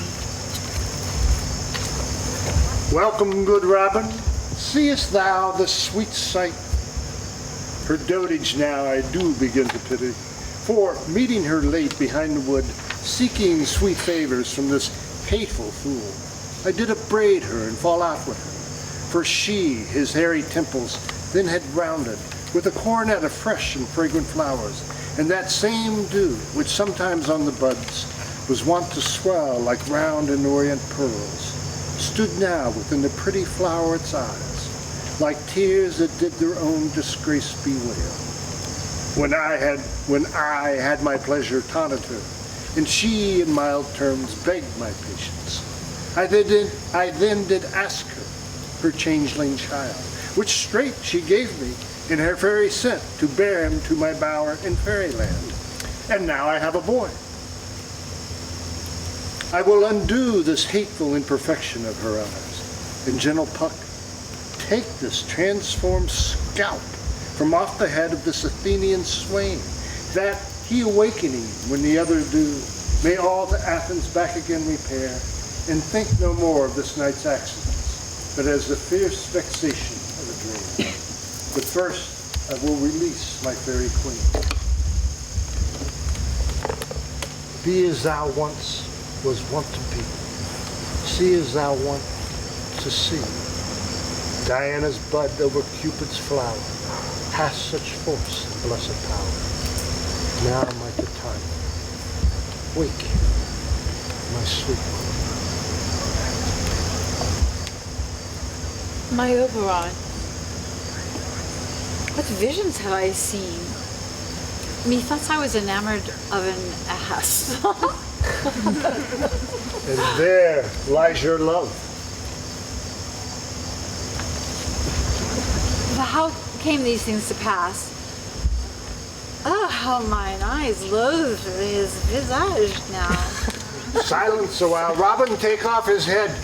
Titania, music call, and strike more dead than common sleep of all these five the senses. Music, oh, music such as charmeth sleep. When thou wakest with thine own fool's peep. Sound, music. Come, my queen, take hands with me, and rock the ground whereon these sleepers be. Now thou and I are new in amity, and will tomorrow midnight solemn dance in Duke Theseus' house triumphant, and blessed to all fair prosperity, There shall the pairs of faithful lovers be, wedded with feasts all in jollity. Fairy King, attend, and mark, I do hear the morning lark. Then, my queen, in silence sad, trip we after the night's shade. We the globe can compass soon, swifter than the wandering moon. Come, my lord, and in our flight, tell me how it came this way. I, sleeping here, was found with these mortals on the ground. Go, one of you. Find out the forester, for now our observation is performed. And since we have the viand of the day, my love shall hear the music of my hounds uncouple in the western valley. Let them go. Dispatch, I say, and find the forester.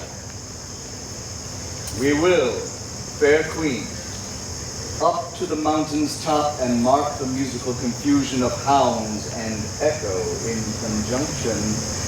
I was with Hercules and Cadmus once, when in a wood of Crete they bade the bear with hounds of Sparta. Never did I hear such gallant chiding, for beside the groves, the skies, the fountains, every region near seemed all one mutual cry. I never heard so musical a discord, such sweet thunder. My hounds are bred out of the Spartan kind, so flued, so sanded, and their heads are hung with ears that sweep away the morning dew. Crook-kneed and dewlapped like Thessalian bulls, so in pursuit, but matched in mouth like bells, each under each. A cry more tunable was never hollowed to, nor cheered with horn in Crete, in Sparta, nor in Thessaly. Judge when you hear, but soft, what nymphs are these? My lord, this is my daughter here asleep, and this is Lysander. This Demetria is, this Helena, old Nadar's Helena. I wonder of their being here together. No doubt they rose up early to observe the rite of May, and hearing our intent, came here to grace our solemnity. But speak, Aegis, is not this the day that Hermia should give answer of her choice? It is, my lord. Go bid the huntsmen wake them with their horns.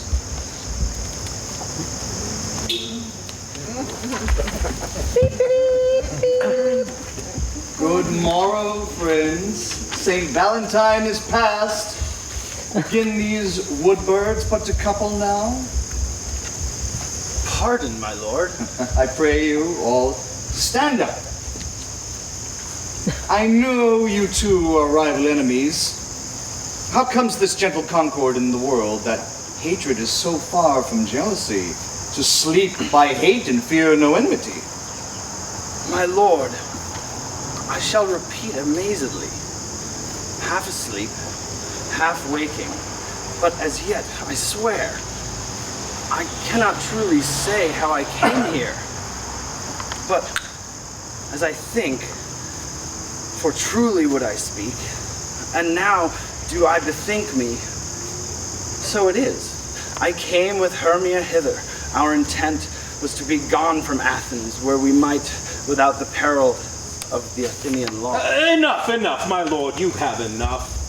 I beg the law upon his head. They would have stolen away, they would, Demetria, thereby to have defeated you and I, you of your wife and me of my consent that she should be your wife. My lord, fair Helen told me of their stealth, of this their purpose hither to the wood, and I, in fury, hither followed them. Fair Helena, in fancy following me, but, my good lord, I would not by what power, but by some power it is, my love to Hermia melted as the snow. Seems to me now as the remembrance of an idol god, which in my childhood I did dote upon, and all the faith, the virtue of my heart, the object and the pleasure of mine eye is only Helena. To her, my lord, was I betrothed ere I saw Hermia, but like in sickness did I loathe this food, but as in health come to my natural taste. Now I do wish it, love it, long for it, and will forevermore be true to it. Fair lovers, you are fortunately met. Of this discourse we more will hear anon. Aegeus, I will overbear your will. For in the temple by and by with us, these couples shall eternally be knit. And for the morning, now as something worn, our purpose in hunting shall be set aside. Away with us to Athens. 3 and 3 will hold a feast in great solemnity. Come, Hippolyta. These things seem small and undistinguishable.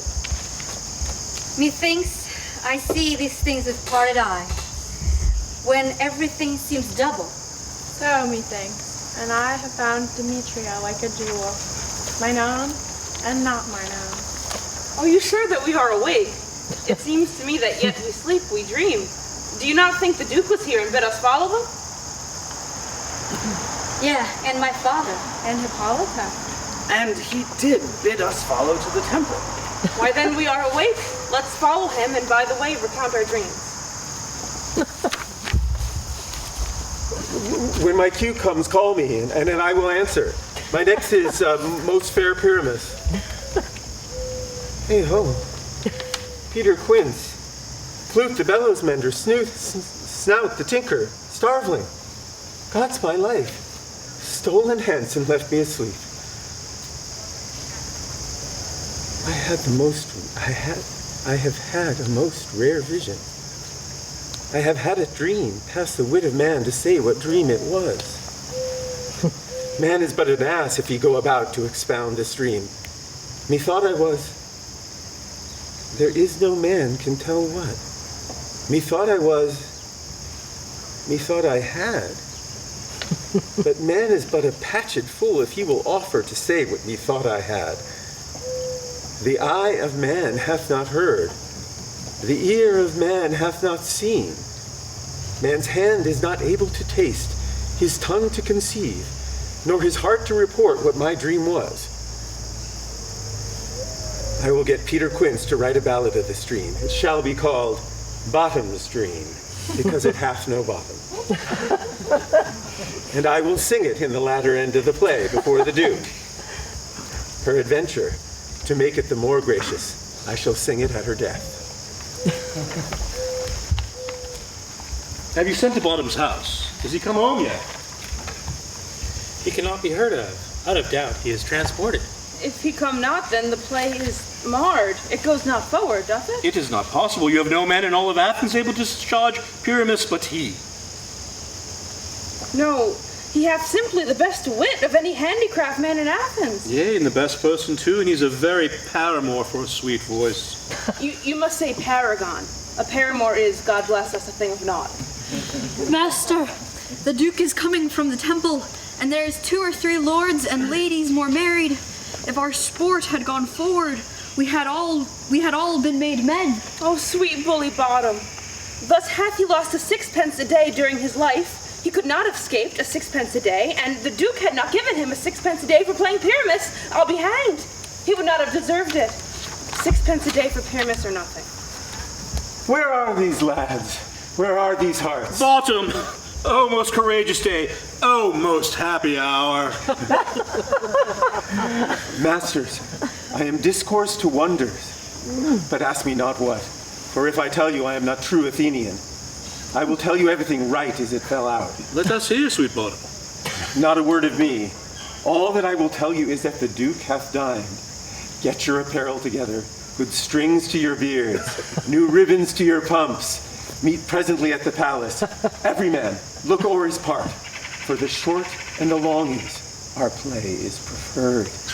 In any case, let Thisbe have clean linen, and let him not that plays the lion pare his nails, for they shall hang out for the lion's claws. And most, dear actors, eat no onions nor garlic, for we are to utter sweet breath, and I do not doubt, but to hear them say it is a sweet comedy. No more words. Away! Go away!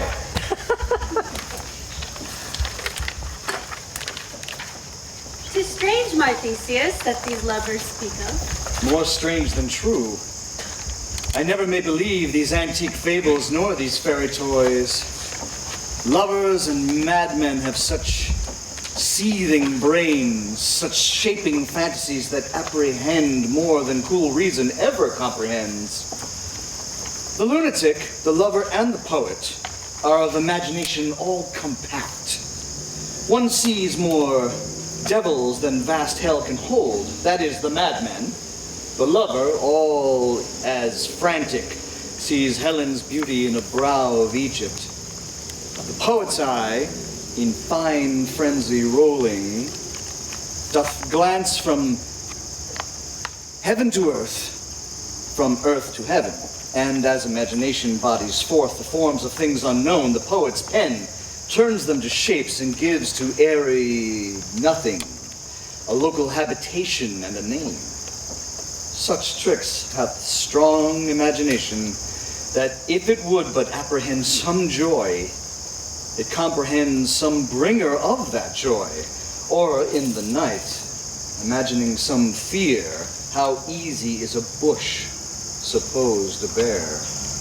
But all the story of the night told over, and all their minds transfigured so together, more witnesseth than fancy images, and grows to something of great constancy. But howsoever strange and admirable. Oh, here come the lovers, full of joy and mirth. Joy, gentle friends, joy and fresh days of love accompany your hearts. More than to us. Wait in your royal walks, your board, your bed. Come now, what masks, what dances shall we have to wear away this long age of 3 hours between our after supper and bedtime? Where is our usual manager of mirth? What revels are in hand? Is there no play to ease the anguish of a torturing hour? Call Philostrate. Here, mighty Theseus. Say, what abridgment have you for this evening?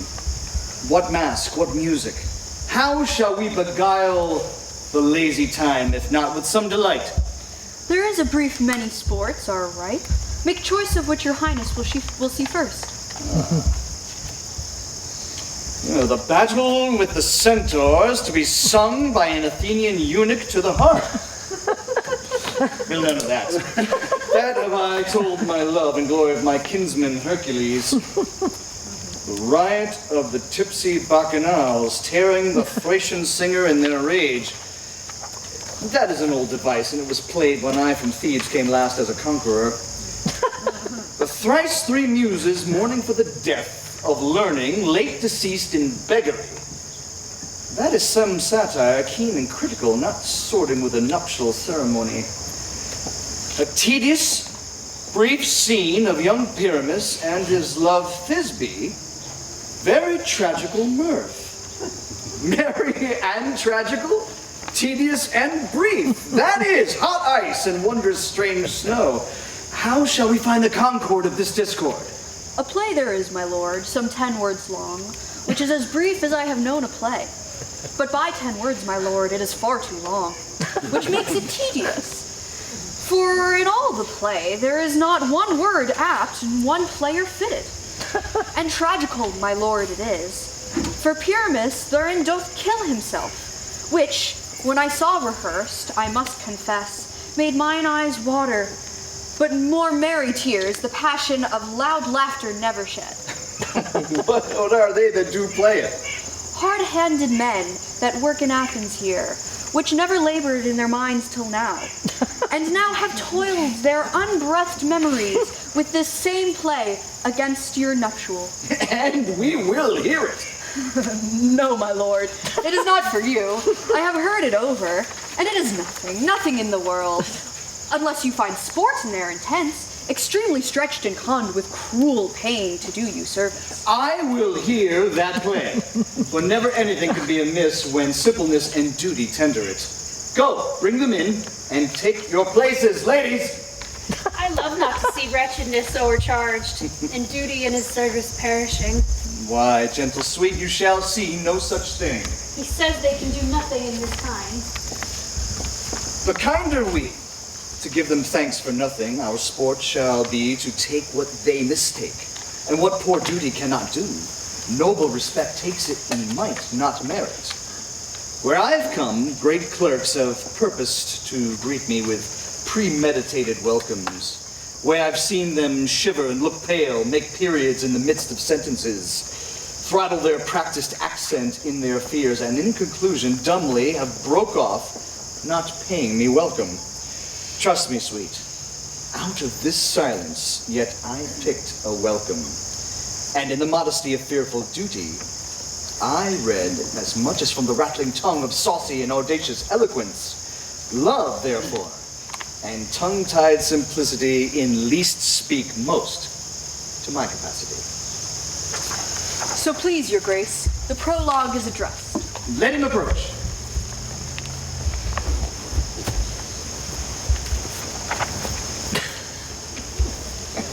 If we offend, it is with our goodwill, that you should think we come not to offend, but with goodwill, to show our simple skill. This is the beginning of our end. Consider then that we come but in despite. We do not come as minding to content you, or to content you. Our true intent is all for your delight. We are not here that you should be here, repent you. The actors are at hand, and by their show you shall know all that you are like to know.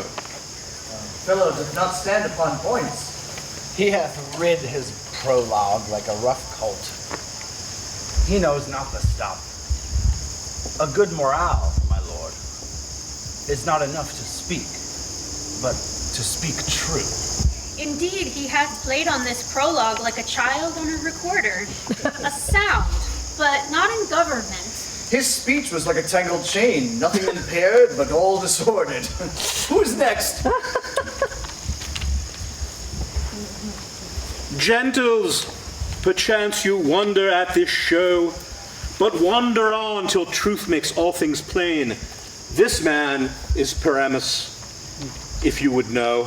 This beauteous lady Thisbe be, it is certain. The man with lime and rough cast doth present wall.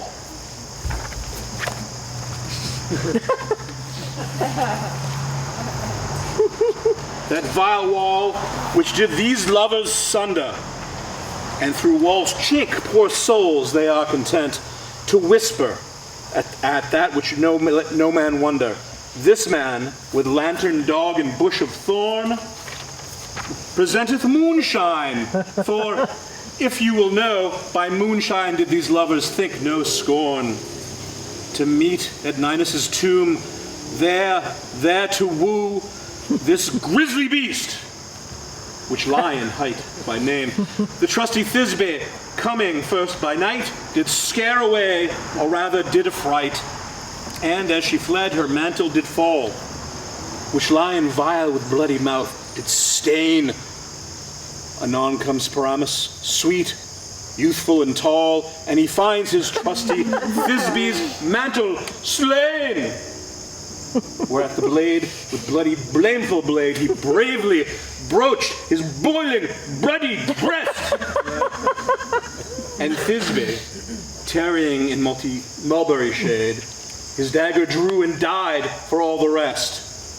Let lion, moonshine, wall, and lovers twain at large discourse, while here they do remain.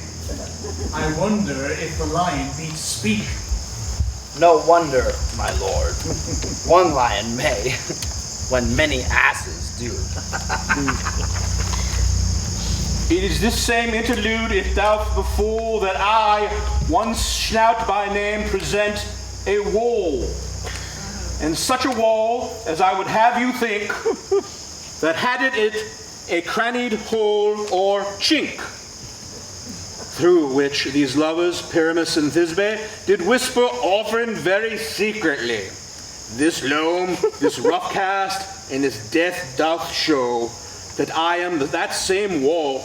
The truth is so.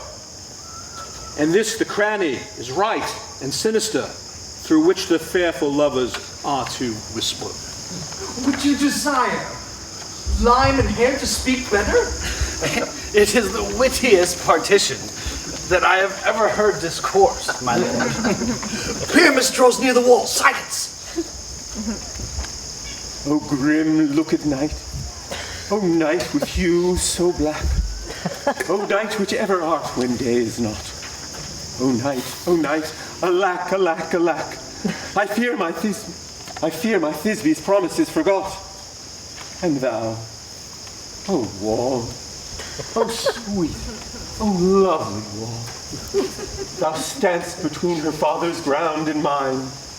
Thou wall, oh sweet and lovely wall, show me thy chink, and blink through with mine eye. Thanks, courteous wall. Jove shield thee well for this. But what see I? No Thisbe do I see. Oh, wicked wall, through whom I see no bliss. Cursed be thy stones for thus deceiving me. The wall, methinks, being sensible, should curse again. No, in truth, sir, he should not. Deceiving me is Thisbe's cue. She is to enter now, and I am to spy her through the wall. You shall see it will fall past, as I told you. Yonder, she comes. Oh, wall, full often hast thou heard my moans for parting my fair Pyramus and me. My cherry lips have often kissed thy stones with lime and hair knit up in thee. I see a voice. Now I will to the chink, to spy, and I can hear my Thisbe's face. Thisbe? My love, thou art my love, I think. Think what thou wilt. I am thy lover's grace, and like Lamander, I am trusty still. And I like Helen till the fates me kill. Not Shaphalus to Procris was so true. As Shaphalus to Procris, I to you. Oh, kiss me through the hole, vile wall. I kiss the wall's hole, not your lips at all. Wilt thou at Ninny's tomb meet me straight away? Tide life, tide death, I come without delay. Thus have I, wall, my part discharged go. And being thus wall away doth go. Now Samiro down between the two neighbors. No remedy, my lord, when walls are so willful to hear without warning. This is the silliest stuff that ever I heard.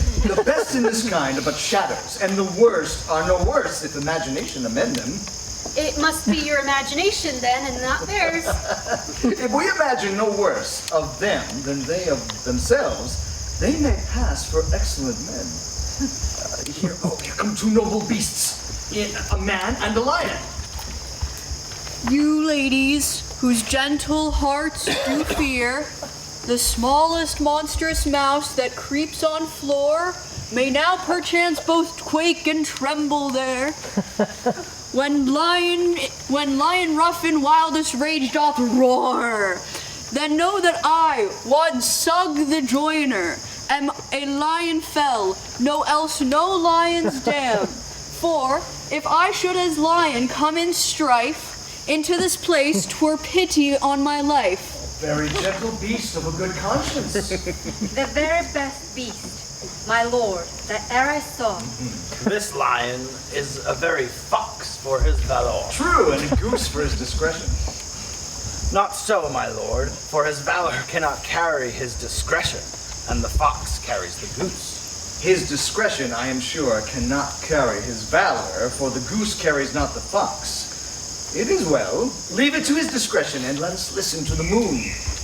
This lanthorn doth the horned moon present. He should have worn the horns on his head. He is no crescent, and his horns are invisible within its circumference. This lanthorn doth the horned moon present.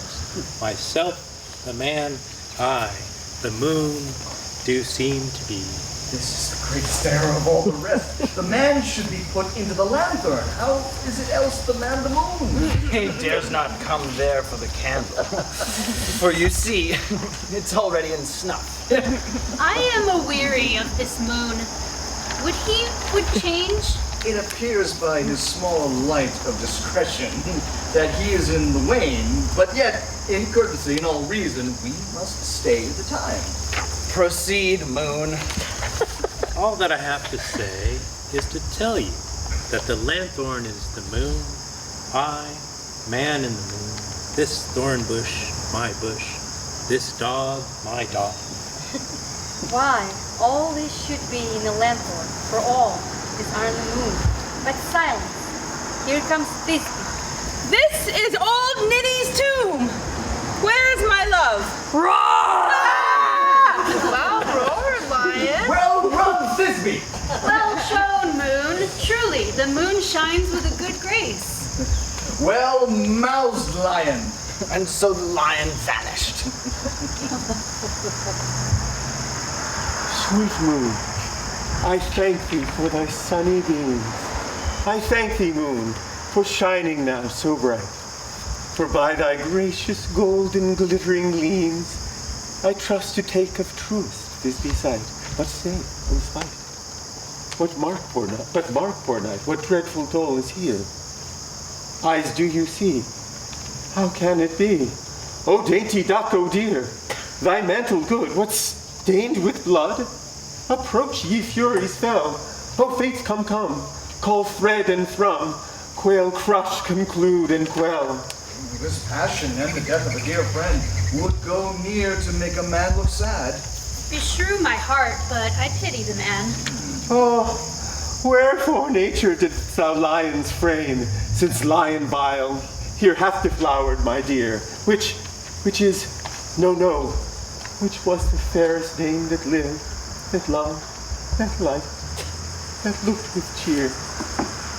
Come tears confound, outsword and wound, the path of Pyramus, I that left path, where heart doth hop. Thus I die, thus. Now I am dead. Now I am fled. My soul is in the sky. Tongue, lose thy light. Moon, take thy flight. Now die. No die, but an ace for him, for he is but one. Less than an ace, man, for he is dead. He is nothing. With the help of a surgeon, he might yet recover and prove an ass. How chance moonshine is gone before Thisbe comes back and finds her lover? Oh, she will find him by starlight. Oh, here she comes, and her passion ends the play. Methinks she should not use a long one for such a Pyramus. I hope she will be brief. A mote will turn the balance. Which Pyramus, which Thisbe is the better. He for a man, God warrants us. She for a woman, God bless us. She hath spied him already with those sweet eyes. And thus she means, Fidelis said. Asleep, my love? What, dead, my dove? Oh, Pyramus, arise! Speak, quite dumb. Dead. A tomb must cover thy sweet eyes. These, my lips, this cherry nose, these yellow corn-slipped cheeks are gone. Lovers, make moan. His eyes were as green as leeks. Oh, sisters three, come to me with hands as pale as milk. Lay them in gore, since you have shore with shears this thread of silk. Tongue, not a word. Come, trusty sword. Come, blade, my breast imbue. And farewell, friends. Thus Thisbe ends. Adieu. Moonshine and lion are left to bury the dead. Aye, and wall, too. Oh no, I assure you, the wall is down that parted their fathers. Will it please you to see the epilogue, or to hear a Bergamasque dance between two of our company? No epilogue, I pray you. For your play needs no excuse, never excuse, for when the players are all dead, there needs none to be blamed. Marry, if he that ridded had played Pyramus and hanged himself in Thisbe's garter, would have been a fine tragedy, and so it is, truly, and very notably discharged. But come, your Bergamasque, let your epilogue alone.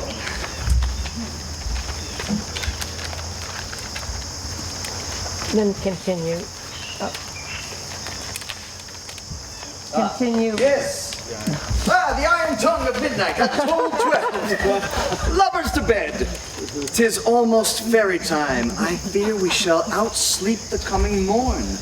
As much as we this night have overwatched, This palpable gross play doth well beguile the heavy gait of night. Sweet friends, to bed. A fortnight hold we the solemnity in nightly revels and new jollity. Now the hungry lion roars, and the wolf behowls the moon, whilst the heavy plowman snores, all with weary task foredone. Now the wasted brands do glow, whilst the screech owl, screeching loud, puts the wretch that lies in woe in remembrance of a shroud. Now it is time of night, that the graves are all gaping wide. Everyone lets forth his sprite in the churchway paths to glide, and we fairies that do run by the triple Hecate's team from the presence of the sun, following darkness like a dream. Now our frolic. Not a mouse shall disturb this hallowed house. I am sent with broom before to sweep the dust behind the door. Through the house give gathering light by the dead and drowsy fire. Every elf and fairy sprite offers light from bird from briar. In this ditty after me, sing and dance it trippingly. First rehearse your song by note. To each word, a warbling note, hand in hand with fairy grace. We will sing and bless this place. Now until the break of day, through this house each fairy stray. To the best bride bed will we, which by us shall blessed be. And the issue there create ever shall be fortunate. So shall all the couples three ever true and loving be. And the blots of nature's hand shall not in their issue stand. Never mole, hair lip, nor scar, nor mark prodigious, such as are despised in nativity, shall upon their children be. With this field do consecrate, every fairy take his gate, in each several chamber bless, through this palace with sweet peace. And the owner of it blessed, ever shall in safety rest. Trip away, make no stay, meet me all by break of day. If we shadows have offended, think but this in all is mended, that you have but slumbered here, while these visions did appear. And this weak and idle theme, no more yielding but a dream. Gentles, do not reprehend. If you pardon, we will mend. And, as I am an honest puck, if we have unearned luck, now to scape the serpent's tongue, we will make amends ere long. Else the puck liar call. So good night unto you all. Give me your hands, and if we be friends, and Robin shall restore amends.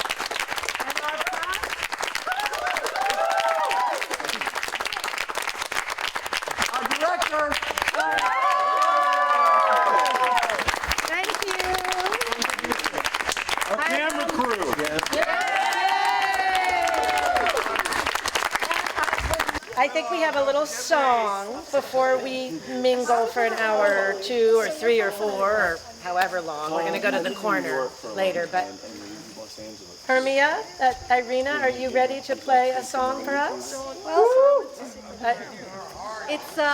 She has a very interesting instrument. Yeah. And it's a short little song on her. Well, it's going to be more of an improvisation. She's going to do a song for us on this theremin.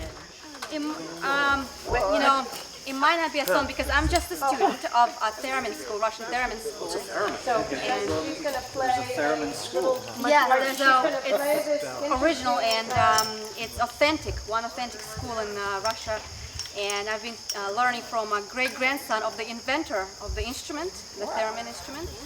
And so I'm just learning. Of course, I'm just a student, and I began a couple months ago, and I've been truly enjoying this experience. I love the instrument and the music. And this is a portable version. Matryoshka, yeah. But this instrument is called metronome. So metronome is simplified, smaller version of theremin. And so the full-size instrument was invented in Russia in 1919, and and this version has been invented in about 2004, 2008, something like that, by Japanese musician and engineer Asami Takeuchi. And I started learning this instrument because it's very, it's portable. It's easier to start with this because the reason is I can just take it with me to the park or other places and just practice it anywhere. So I'm going to try to play something just to demonstrate. And as you can, I don't know if any of you are familiar with the theremin instrument. Have anybody seen a theremin? No. You have? It's so it's an instrument that you play with moving your hands in the air. You don't have to touch the instrument. And it's from electromagnetic wave. So my body is pretty much part of the instrument. And if I open this inside, you will see there's an antenna inside.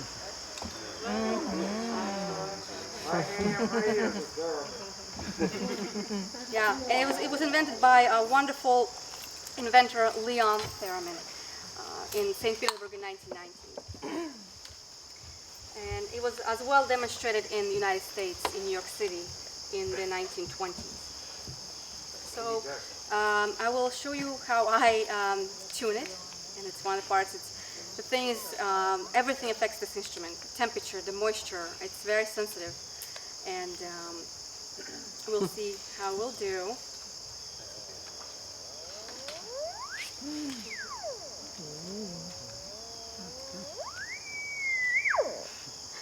So this is how you tune it normally.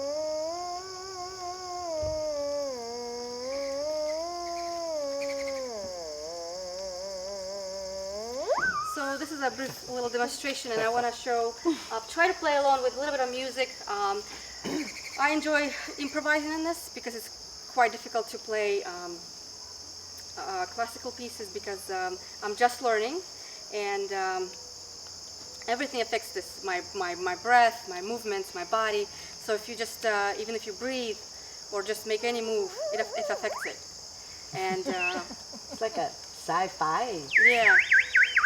So it makes. And you can do different techniques, finger techniques. It's called fingering. But I play classical ways to play it, where you have your fingers together like this. And sometimes I prefer to have a music along with it. It helps me a little bit. So let me see if I can do something for you. This is improvisational music, and it's going to be very avant-garde, very modern art, modern music. See how that goes. I'm not sure if you'll be able to hear.